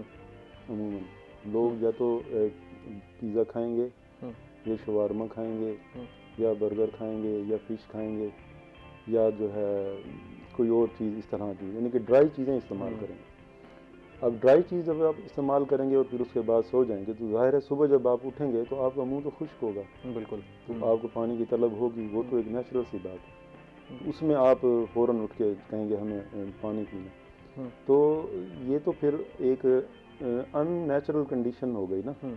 तो नेचुरली अगर आप जो है सुबह उठें और अपना ज़रूरियात से फारिग हों वाशरूम वगैरह में, तो उसमें भी 15 मिनट तकरीबन इंसान को लग जाते हैं। बिल्कुल। तो उसके बाद आप तसल्ली से आकर नॉर्मल पानी पिएं, और फिर उसके बाद थोड़ी देर के बाद आप अपना नाश्ता करें, और नाश्ते के अंदर जो डाइट है वो आप ख़ुद सेलेक्ट करें कि भाई आपने क्या, आप किसी से मशवरे के साथ चलें कि भाई क्या खाना है क्या नहीं खाना। अमूमन हम लोग जो है नाश्ते के अंदर समझते हैं कि जब तक अंडा पराठा ना हो तो वो मज़ा नहीं आता। बिल्कुल। अब पराठा जो है वो क्या है, फैट्स और कार्बोहाइड्रेट्स। अब ये फैट्स और कार्बोहाइड्रेट्स दोनों आपके मोटापे का एक बड़ा ज़रिया है। बिल्कुल, कार्ब्स तो एनर्जी सोर्स हो गया और फैट्स जो है वो आपको सप्लीमेंट करता है कार्ब्स के साथ। बिल्कुल, वो जो है ये आप जब लेंगे, अंडे की मैं नहीं कहता कि अंडा आप ना लें, अंडा आप इस्तेमाल कर सकते हैं, लेकिन उसको किसी दूसरे फॉर्म में ना यूज़ करें। अमूमन लोग जो है वो क्या, फिर दूसरी उनकी तरजीह क्या होती है कि या ब्रेड ले लेते हैं, वो भी कार्ब ब्रेड, वो तो उल्टा ज़्यादा ख़तरनाक रिफाइंड कार्ब। हाँ, रिफाइंड कार्ब जब आप लेंगे तो वो फ़ौरन शुगर के अंदर कन्वर्ट होगा। बिल्कुल, फ़ौरन शुगर के। अच्छा, हमारी बॉडी के अंदर एक मैकेनिज़्म है जिसको हम कहते हैं GLP-1। ओके। ये GLP-1 यानी कि ग्लूकागोन लाइक पेप्टाइड होता है। ओके। ग्लूकागोन की तरह का एक पेप्टाइड है जो हमारी छोटी आंत में से रिलीज़ होता है। अब इसका दो फंक्शंस हैं। एक फंक्शन इसका ये है कि ये जो है ना सेंस कर लेता है कि आपकी डाइट में कार्बोहाइड्रेट कितनी है, ठीक है, आपके डाइट में फैट्स कितनी है, प्रोटीन कितनी है, तो वो सेंस कर लेता है जैसे ही खुराक मैदे के अंदर जाती है। तो उस हिसाब से ये आपके लबलबे को, पैंक्रियाज को ऑर्डर जारी करता है कि इतनी मिकदार में इंसुलिन खारिज करें। Okay okay. इसका एक फंक्शन ये है, तो उतनी मिकदार के अंदर वो इंसुलिन जो है वो लबलबे में से खारिज है। और इसका दूसरा फंक्शन ये है कि आपकी भूख को कम करता है, भूख को कम करता है। अब बाज़ लोग ऐसे होते हैं कि उनके अंदर भूख जो है ना वो नहीं रुक रही होती है, मतलब है कि बहुत ज़्यादा भूख का एहसास। अब जैसा कि शुगर पेशेंट हैं, उनके अंदर भूख का एहसास ज़्यादा हो जाता है, तो अगर तो ये स्पाइक की वजह से हाँ वो ये जो केमिकल है जो GLP-1 जो मैंने बताया, तो इसकी मिकदार अगर कम होगी तो इंसुलिन की मिकदार भी कम पैदा होगी। ओके। तो इंसुलिन की मिकदार कम पैदा होगी तो वो जो ग्लूकोज जो कि कार्बोहाइड्रेट और ग्लूकोज में कन्वर्ट हुई है, उसकी डाइजेशन में प्रॉब्लम होगी। और दूसरा, आपको भूख का एहसास जो है वो भी बढ़ जाएगा, क्योंकि ये भूख को भी कंट्रोल करता है ना। तो भूख जब बढ़ेगी तो आप खाना ज़्यादा खाएंगे।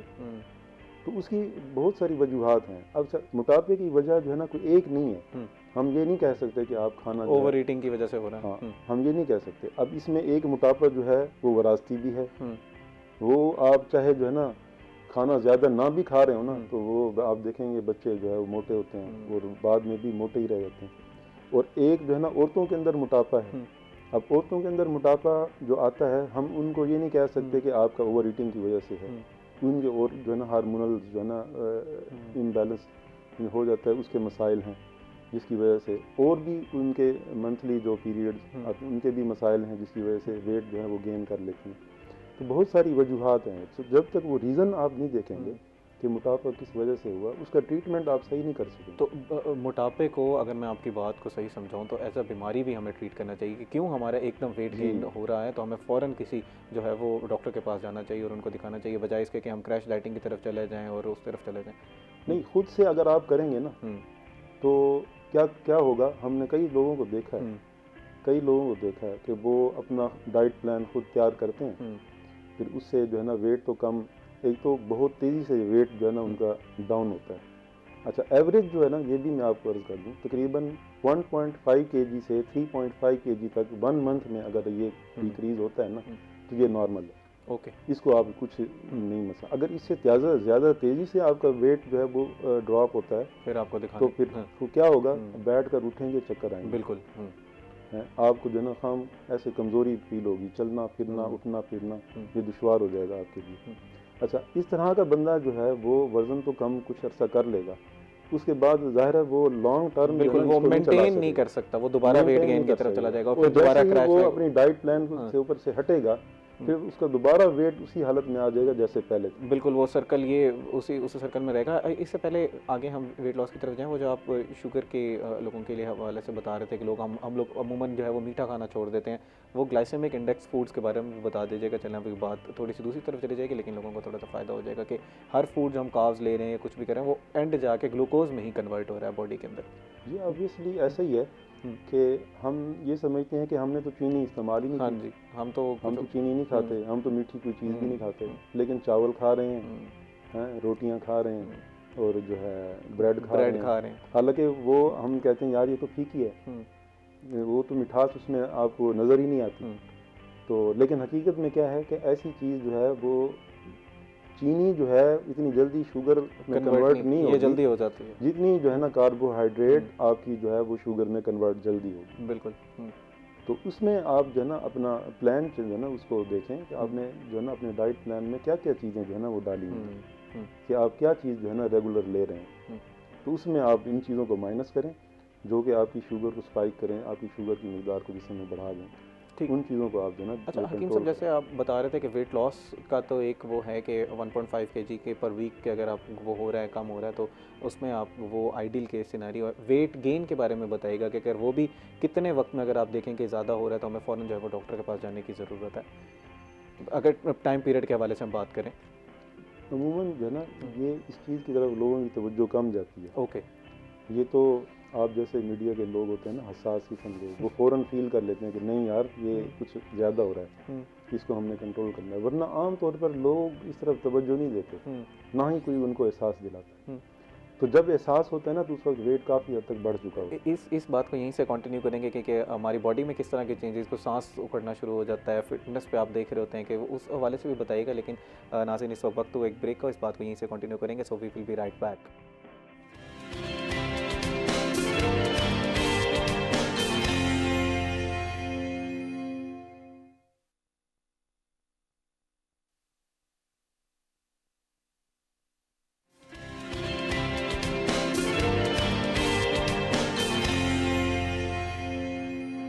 वेलकम बैक नाज़रीन। ब्रेक से पहले हम बात कर रहे थे मोटापे के हवाले से और डाइटरी चेंजेस की तरफ अब चलते हैं कि किस तरह की जो है वो हमें डाइट में चेंजेस करने की ज़रूरत है कि हम जो है वो अपने आइडियल वेट की तरफ, जो हम वेट चाह रहे हैं अपने बॉडी की तरफ, उस तरफ चल जाएं। कोई ऐसे नुस्खे जो बताया जाता है कि गर्म पानी में कुछ डाल के पिएँ, या कुछ लोग जो है वो डिटॉक्स वाटर का इस्तेमाल करना शुरू करते हैं। तो इन सारी चीज़ों पर डाइटरी चेंजेस के हवाले से तफसील गुफ्तगू करेंगे। हकीम साहब, डाइट के हवाले से ज़रा बताइएगा कि किस तरह के डाइट में हमें चेंजेस करने की ज़रूरत है। जैसे आपने बताया कि हमें ये तो बता दिया कि नेगेटिव के बारे में, कार्ब्स के हवाले से बता दिया, कोई आइडियल डाइट भी बता दें ब्रेकफास्ट के हवाले से, लंच और डिनर के हवाले से, और बीच में जो हम लोग स्नैक्स लेते हैं उसमें भी कुछ बता दीजिएगा। सबसे पहले तो हमें ये देखना है कि हमने छोड़ना क्या है जी। तो उसके लिए जो है हमारे एक दोस्त हैं ख्वाजा अज़हर साहब, वो फरमाते हैं कि 4-6 जो है ना वो जिस्म में वो आप अपने खाने में छोड़ दें। ठीक है। 6 से शुरू होने वाले तो वो कहते हैं चावल, चीनी, चिकनाई और चपाती। ठीक है। चावल, चीनी, चिकनाई, चपाती। अब चावल तो आम तौर पर चावल जो है हर किसी की पसंदीदा चीज़ है, और जब चावल लोग खाते हैं तो फिर कुछ और पसंद नहीं करते जिनको पसंद होते हैं। तो चीनी जो है वो सिर्फ चीनी नहीं है, चीनी से बनी हुई हर चीज़ है, जैगरी या कोई भी चीज़, जो भी चीज़ चीनी से बनी है। बेकरी की तमाम आइटम्स हैं, ये जो ड्रिंक्स हैं, जितनी भी चीज़ें हैं ये हैं। और चपाती में वो चीज़ें जो कि गंदम और मैदे से बनी हुई हैं। ये सब चीज़ें जो हैं जो है ना, जनाब हमने फिर खाना क्या है? हाँ, आपको मैं बताता हूँ क्या खाना है। आप जो है ना प्रोटीन जो है ना जी, वो हर शक्ल में आप ले सकते हैं। ठीक है। चिकन हो गया, फिश हो गई, बीफ हो गया, हाँ, दालें हो गई। दालें हो गई। दालें गुड सोर्स ऑफ प्रोटीन है या गुड सोर्स ऑफ फैट है?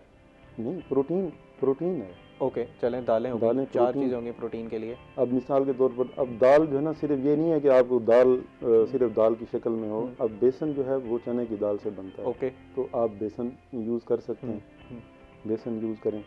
बेसन और अंडा मिला के सब्जियां बना के उसके अंदर डाल के वो आप एक चपाती बना के उसको इस्तेमाल करें। और इसके अलावा नट्स आप इस्तेमाल करें। आप जो ना दही इस्तेमाल करें बग़ैर मलाई के, ठीक है, वो आप दही इस्तेमाल करें। आप जो है फल इस्तेमाल करें। फल जो है वो एक बेहतरीन नेचुरल सोर्स है।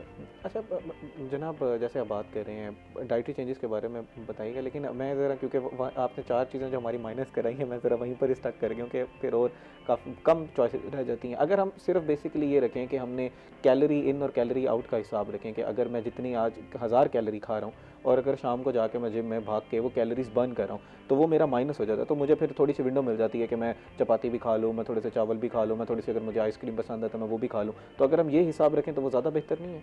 बिल्कुल सही है, लेकिन आप जो है ना उसमें भी आपको कुछ चीज़ें सेलेक्ट करनी पड़ेंगी। मिसाल के तौर पर अगर आप जो है चपाती इस्तेमाल करते हैं तो उसमें आपको ये देखना पड़ेगा कि आप उसमें आटा कौन सा यूज़ कर रहे हैं। होल ग्रेन व्हीट इस्तेमाल किया जा सकता है। होल ग्रेन व्हीट हो तो वो सबसे बेहतर है। ओके, लेकिन आजकल जो आटा मिलता है वो चना और मैदा है। बिल्कुल बिल्कुल। और ये जो ना कोई अच्छी चीज़ नहीं है। और इसी तरह मैदे से बनी और जितनी भी चीज़ें अमूमन वही लोग ज़्यादा लाइक करते हैं। बिल्कुल, वो शवारमा ब्रेड उसी की है, पिज़्ज़ा ब्रेड जो है वो उसी की है। आम तौर पर जितने और चीज़ें ये बेकरी के आइटम्स हैं वो भी उसी के हैं। तो वो चीज़ें जो है वो आपको आपके मोटापे को बढ़ाने वाली हैं। ठीक है। और अच्छा, जैसे मैं कैलोरी इन कैलोरी आउट की बात कर रहा था, आपने मैदे की बात की। चावलों के बारे में भी एक बड़ी बहस चलती है कि हमने ब्राउन राइस लेने हैं या वाइट राइस लेने हैं, या बिल्कुल चावल हमने खाने ही नहीं है। जैसे वो चेज़ से आपने बताया कि चावल तो आपने बिल्कुल खाने ही नहीं है, तो ब्राउन राइस की थोड़ी सी गुंजाइश है या वो भी नहीं खाने? देखें, आप अपना वेट जो है ना उसको डिक्रीज़ करना शुरू करें जी। अब आप उसको चेक करें कि किस हद तक जो है डिक्रीज़ हो रहा है। अगर ग्रेजुअली डिक्रीज़ हो रहा है तो फिर आप उसमें गुंजाइश पैदा कर सकते हैं। ठीक है, ठीक है। गुंजाइश पैदा कर सकते हैं भी। आप थोड़ी सी चपाती जो ग्रेन की है, इसकी गंदम की है, वो आप यूज़ करें। आप जो है ना चावल जो है वो एज सच यूज़ ना करें कि जो बिल्कुल हैवी हों, यानी कि जिसके अंदर आपने बड़ा गोश्त भी डाला हुआ है और आपने उसके अंदर घी भी डाला हुआ है, यखनी से भरा हुआ है, ऑयल से भरा हुआ है। तो आप उसको आप चाइनीज़ टच दें।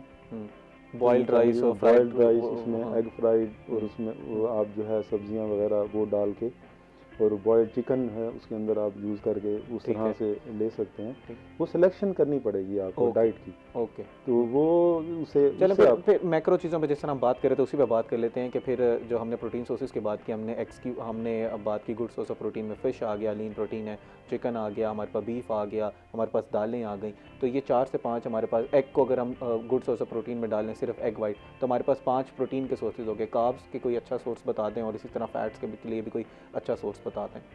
देखें, फैट्स का जो है सबसे बेहतरीन सोर्स जो है वो देसी घी है। ओके।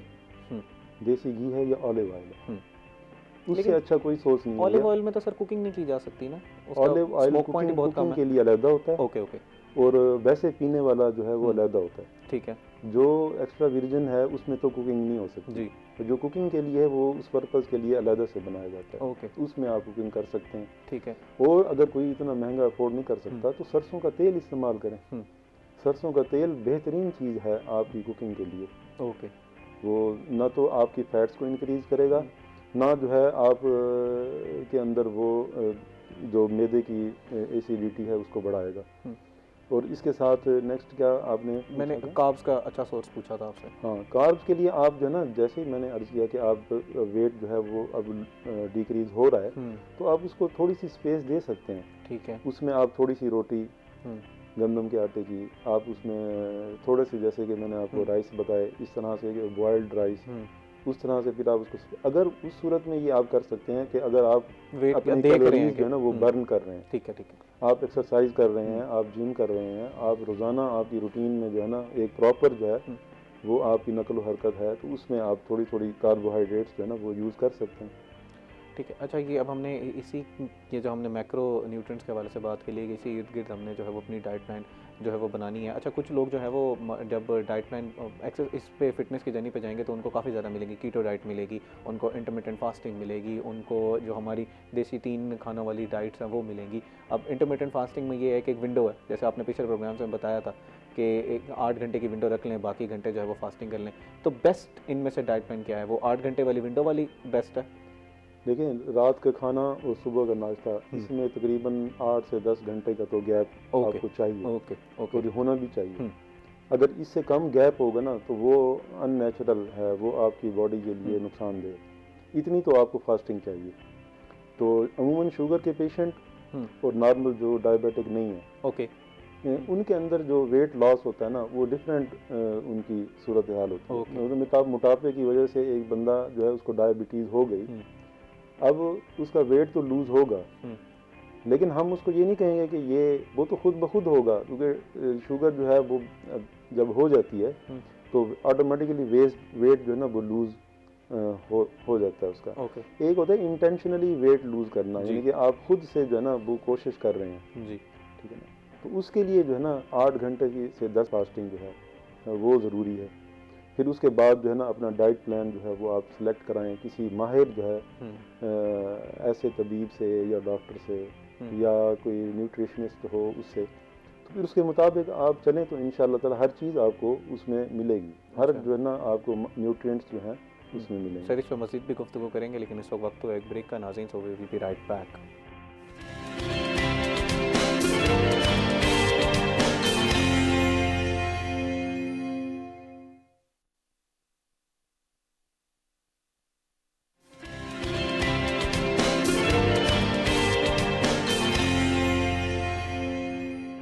वेलकम बैक नाज़रीन। ब्रेक से पहले हम बात कर रहे थे इसके वेट लॉस के हवाले से, और हम जो है वो डाइट प्लान के हवाले से हमने बात की, हमने मैक्रोन्यूट्रिएंट्स के हवाले से बात की। मज़ीद भी इसी टॉपिक पे जो है वो गुफ्तगू करते हैं, लेकिन इस वक्त हमारे साथ राना बिलाल साहब मौजूद हैं जो हमें वेजिटेबल और फ्रूट्स के रेट से आगाह करेंगे। जी राना बिलाल साहब, क्या सूरत हाल है जी मार्केट की? जी, तो हम आज के सब्जियों और फलों के भाव की बात करते हैं तो मुल्तान शहर में आज जो है वो मार्केट और मंडी दोनों में सब्जियों और फलों की कीमतों में उतार चढ़ाव देखने को मिला है, जबकि सरकारी नरखों में कुछ सब्जियां और फल सस्ते देखने को मिले और कुछ सब्जियां और फल जो है वो आज महंगे हुए हैं। प्राइस कंट्रोल कमेटियां जो तश्कील दी गई थी शहर भर में खुद साख्ता महंगाई को कंट्रोल करने के हवाले से तकरीबन 42 के करीब जो है वो प्राइस कंट्रोल मजिस्ट्रेट्स भी जो कहा जाता है इंतज़ामिया की जानिब से शहर भर में फ़ाल हैं, उनको तनख्वाहें भी दी जाती हैं, सरकारी मराहत भी दी जाती हैं और इसके साथ गाड़ियाँ भी दी गई हैं कि इस खुद साख्ता महंगाई को कंट्रोल किया जाए। लेकिन हमें ना ही तो मंडी में ये खुद साख्ता महंगाई को कंट्रोल करती हुई कोई जो है वो टीमें नज़र आती हैं और ना ही जो है वो मार्केट में कुछ जो है वो बेहतरी की उम्मीद नज़र आती है। इस वक्त भी कीमतों की बात कर ली जाए तो सरकारी नरखों और मार्केट रेट में खुला तजाद बरकरार है। इस वक्त टमाटर का जो रेट है वो तकरीबन 90 रुपये फ़ी किलो के हिसाब से मुकर्रर किया गया है। आज 50 रुपये इजाफे के साथ 140 रुपये दस्तयाब है, जबकि प्याज का रेट 92 रुपये फ़ी किलो के हिसाब से मुकर्रर है। मार्केट में 130 रुपये फ़ी किलो के हिसाब से मिल रहा है। जबकि आलू की बात की जाए, नया कच्चा आलू छिलके वाला जो है वो तकरीबन 80 रुपये फ़ी किलो के हिसाब से सरकार की जानिब से जो रेट लिस्ट जारी की गई है उसमें मुकर्रर कर दिया गया है, लेकिन मिल नहीं रहा। वो आज भी तकरीबन 120 रुपये फ़ी किलो के हिसाब से ही मिल रहा है। जबकि और दीगर फलों में सब्जियों की बात करते हैं, जिसमें हरी मिर्च का रेट जो है वो तकरीबन एक माह से तकरीबन 60 से 70 रुपये फ़ी किलो के हिसाब से जो है वो सरकारी नरखों के मुताबिक मुकर्रर है। ये भी जो है वो 70 पे नहीं मिलती, जबकि 130 से 150 रुपये फ़ी किलो के हिसाब से मार्केट में दस्तयाब है। अगर पाव के हिसाब से किसी आम शहरी ने लेनी हो तो वो तकरीबन 200 रुपये फ़ी किलो तक जा पहुंचती है। इसी तरह जो है वो बुनियादी सब्जियों में इस वक्त गाजर 62 रुपये और पालक 35 रुपये फ़ी किलो के हिसाब से मुकर्रर कर दी गई है। गाजर मार्केट में 100 रुपये और पालक जो है वो तकरीबन 80 रुपये फ़ी किलो के हिसाब से फ़रोख्त की जा रही है। जबकि फ़लों की बात करते हैं तो फलों में अंगूर और अनार जो है वो तकरीबन पिछले साल की निस्बत इस वक्त बहुत ज़्यादा रेट जो है वो उसका मार्केट में देखा जा रहा है। तकरीबन अंगूर का रेट जो है वो तकरीबन सुंदर खानी का 890 रुपये फ़ी किलो के हिसाब से मुकर्रर किया गया है, जबकि मार्केट में 1200 रुपये फ़ी किलो के हिसाब से दस्तयाब है। जबकि कंधारी अनार का सरकारी रेट 550 रुपये फ़ी किलो के हिसाब से मुकर्रर है। मार्केट में कंधारी अनार 750 रुपये फ़ी किलो के हिसाब से फ़रोख्त हो रहा है, जबकि काला कुल्लू सेब 310 रुपये मुकर्रर है, तो मार्केट में 400 रुपये फ़ी किलो के हिसाब से दस्तयाब है। इसी तरह सरकारी नक़दनामे के मुताबिक गंडेरी 70, अमरूद 172 और मौसमी 60 रुपये फ़ी किलो के हिसाब से मुकर्रर कर दिए गए हैं, जबकि चीकू 450, जापानी फल 280 और केले 120 रुपये दर्जन मार्केट में दस्तयाब। जी जी, बहुत शुक्रिया राना बिलाल साहब, आपने तफ़सीलन आगाह किया कि इस वक्त मार्केट की क्या सूरत हाल है। जैसे आपने बताया कि काफ़ी चीज़ों के जो हैं वो रेट लिस्ट में जो है वो रेट कम है, लेकिन हमें आम शहरियों को जो है वो रेट ज़्यादा मिल रहे हैं, तो इस गैप को जो है वो फिल करने की ज़रूरत है और जो एक्चुअल मार्केट के रेट्स हैं उस पर जो है वो लाने की ज़रूरत है चीज़ों को, ताकि आम शहरियों को जो है वो सस्ते दाम में चीज़ें मिलें और उनकी मुश्किलात में जो है वो कुछ कमी हो सके। जनाब, हम बात कर रहे थे वेट लॉस के हवाले से, हमने आम जनरल जो हमारे पॉपुलेशन है उसके लिए बात की कि किस तरह जो है वो आइडियल के सिनेरियो में आप अपना वेट लॉस जो है वो कर सकते हैं। कुछ जो प्रेग्नेंट लेडीज़ होती हैं, प्रेगनेंसी के बाद उनका वेट गेन हुआ होता है, तो उस सूरत में उन्होंने उस वेट को किस तरह कम करना है, और क्योंकि उस टाइम पे बॉडी को ज़रा एक्स्ट्रा नीड होती है, एक्स्ट्रा केयर होती है, तो उस हवाले से कुछ हमें बताइएगा। आमतौर पर बच्चे की पैदाइश के बाद जो पहले 40 दिन होते हैं वो बड़े अहम होते हैं जी। तो उन दिनों में अगर आप अपना प्रॉपर जो है कुछ ऐसी डाइट लें, कुछ ऐसी मेडिसिन लें जिससे आपका पेट जो है ना वापस अपनी हालत पे आ जाए जी, तो वो बहुत बेहतर हो जाता है। उसके लिए आमतौर पर रिकमेंड हुक्मा करते हैं कि अर्क दस्तमूल जो है किसी अच्छी कंपनी का हो, तो वो आप उस 40 दिनों के दौरान अगर यूज़ कराएं तो उससे औरत के अंदर काफ़ी हद तक जो है वो सफाई हो जाती है और पेट जो है ना नॉर्मल कंडीशन में आ जाता है। अगर उसके बाद भी ऐसी कंडीशन है कि आपका पेट बढ़ा हुआ है या मोटापा ज़्यादा हो रहा है, तो कुछ कहवा जो है ना वो इस तरह का आप बना सकते हैं, जैसे अदरक, लीमू या सौंफ, दारचीनी, अदरक, दारचीनी, सौंफ, यानी कि इसका कहवा बनाएं, उसके अंदर थोड़ा सा लीमू निचोड़ के ना ये कहवा आप सुबह शाम एक कप जब लें तो इंशाल्लाह उससे भी काफ़ी हद तक आपका मोटापा कंट्रोल हो सकता है। और इसके साथ साथ आप अपने जो माएँ अपने बच्चों को फीड कराती हैं वो देखा गया है कि उनका भी काफ़ी हद तक वेट जो है ना वो नॉर्मल रहता है, बसूरत बनिस्बत उनके जो माएँ अपने बच्चों को फीड नहीं कराती और बाज़ारी दूध जो है ना वो उनको इस्तेमाल कराती हैं, तो उनका मोटापा जो है वो ज़्यादा देखा गया है। और इसके साथ फिर आप जो है ना 40 दिन के बाद या 40 दिन के दौरान थोड़ी सी नॉर्मल जो है ना एक्सरसाइज भी अगर शुरू करें तो उससे भी आपका वेट काफ़ी हद तक कंट्रोल रहेगा। ठीक है। अच्छा, प्रेगनेंसी के दौरान एक्सरसाइज की जा सकती है? उस टाइम पे भी कुछ लोग हम देखते हैं कि एक्सरसाइज करते हैं, जिम बाकायदा तौर पर जाते हैं, वेट गेन की वेट के साथ एक्सरसाइज हो रही होती है। बहुत ज़रूरी है, बहुत ज़रूरी है। ख़वातीन आजकल बहुत गलतफहमी का शिकार हैं कि जो है ना कि नहीं प्रेगनेंसी के दौरान जो है वो बेड से नहीं उतरना, बेड पे ही लेटा रहना है। नहीं, ऐसा नहीं है। आप देखें आजकल जितने जो माहिर गायनाकोलॉजिस्ट हैं वो यही तजवीज़ करते हैं कि आप जो है अपनी रूटीन की एक्सरसाइज, रूटीन के घर के काम जो हैं वो करें, प्रेगनेंसी के दौरान भी, इवन के आखिरी दिनों में जब आपका 9th मंथ स्टार्ट हो, आप अपनी रूटीन की एक्टिविटीज़ जो है ना वो करें। उससे ये होगा कि अंदर जो है बच्चे की एक नॉर्मल जो पोजीशन, एग्जैक्ट पोजीशन है, वो उस पोजीशन में बच्चा आ जाता है, जिससे नॉर्मल किस्म की डिलीवरी जो है वो हो सकती है। लेकिन वो इस दौरान वो ख़वातीन को कमर दर्द की शिकायत स्टार्ट हो जाती है कि कुछ कहती हैं हमारे कमर में पेन स्टार्ट हो गया, इसकी वजह से वो फिर एक्सरसाइज भी नहीं करती, तो उस कमर दर्द के हवाले से भी कुछ बता दीजिएगा। उसके लिए वो डाइट आपकी जो है ना देखनी पड़ेगी। ओके। कि जिनका ऐसा कोई मसला है कि वो डाइट जो है ना क्या ले रहे हैं। बाज़ लोग होते हैं कि वो जो है कि उसके मुताबिक, अपनी हेल्थ के मुताबिक डाइट नहीं ले रहे होते। इस दौरान डाइट थोड़ी सी कैलोरीज को बढ़ा देना चाहिए, क्योंकि आपके पास एक जान आपके पास है जो है आपने डिलीवर करनी है, तो डाइट थोड़ी सी बढ़ा देनी चाहिए, वज़न का ख्याल रखना चाहिए। बिल्कुल, डाइट वज़न का नहीं है, आप उस वक्त इस चीज़ को जहन से निकाल देंगे, वज़न बढ़ेगा। आप अपनी डाइट जो है ना बेहतरीन रखें, ख़ास तौर पर जो आखिरी 2-3 महीने हैं उसमें आप अपनी डाइट अच्छी से अच्छी डाइट लें। आपको ज़रूरत है, बच्चे को भी ज़रूरत है, तो इस सूरत के अंदर एक तो आप अपनी सेहत जो है ना उसकी बरकरार रहेगी, और दूसरा बच्चा जो है उसकी सेहत भी बेहतरीन होगी। अच्छा, अगर मैं आपसे कुछ पूछूं कि उस दौरान क्या डाइट लेनी चाहिए माँ को जो है, ताकि वो बच्चे की सेहत को भी अच्छा असर हो और माँ की भी सेहत। ख़ास तौर पर जो आखिरी दिन है उनमें जो नट्स का इस्तेमाल और ड्राई फ्रूट्स का इस्तेमाल जो है वो आपको बढ़ा देना चाहिए। ओके।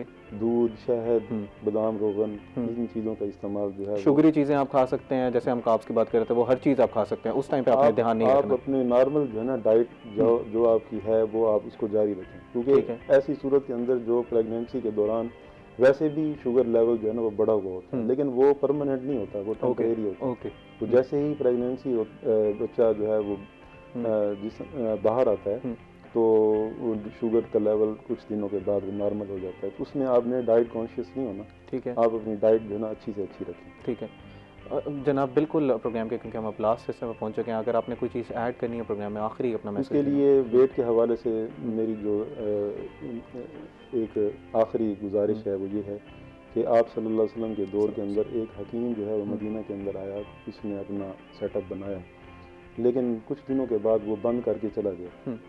क्यों? कोई मरीज़ ही नहीं आया। तो जब वो पता किया गया कि भी क्या वजह है कि ये क्यों बंद हो गया, उन्होंने कहा जी ये लोग बीमार नहीं हो सकते। क्यों नहीं बीमार हो सकते? उन्होंने कहा जी ये कुछ चीज़ें इनके अंदर ऐसी हैं कि जब तक करते रहेंगे बीमार नहीं होंगे। क्या हैं? वो ये हैं कि इनको जब खाना उस वक्त खाते हैं जब भूख लगती है, खाना उस वक्त खाते हैं जब भूख लगती है, और अभी भूख बाकी होती है, खाना छोड़ देते हैं। तो ऐसी सूरत में कब ऐसे लोग जो हैं वो बीमार नहीं हो सकते, ना ही मोटे होंगे। प्रोफेसर हकीम ज़फ़र महमूद अंसर साहब, बहुत शुक्रिया प्रोग्राम में तशरीफ़ आने का। आज हमने बहुत ही अहम मौजू पर जब गुफ्तगू की, बहुत लोगों का मसला होता है कि हमने वज़न जो है वो किस तरह कम करना है। नाज़रीन, उम्मीद करते हैं कि आज का प्रोग्राम आपको पसंद आया होगा। इसी के साथ अपने मेज़बान थे हम आज़म को दीजिए इजाज़त। अल्लाह निगहबान।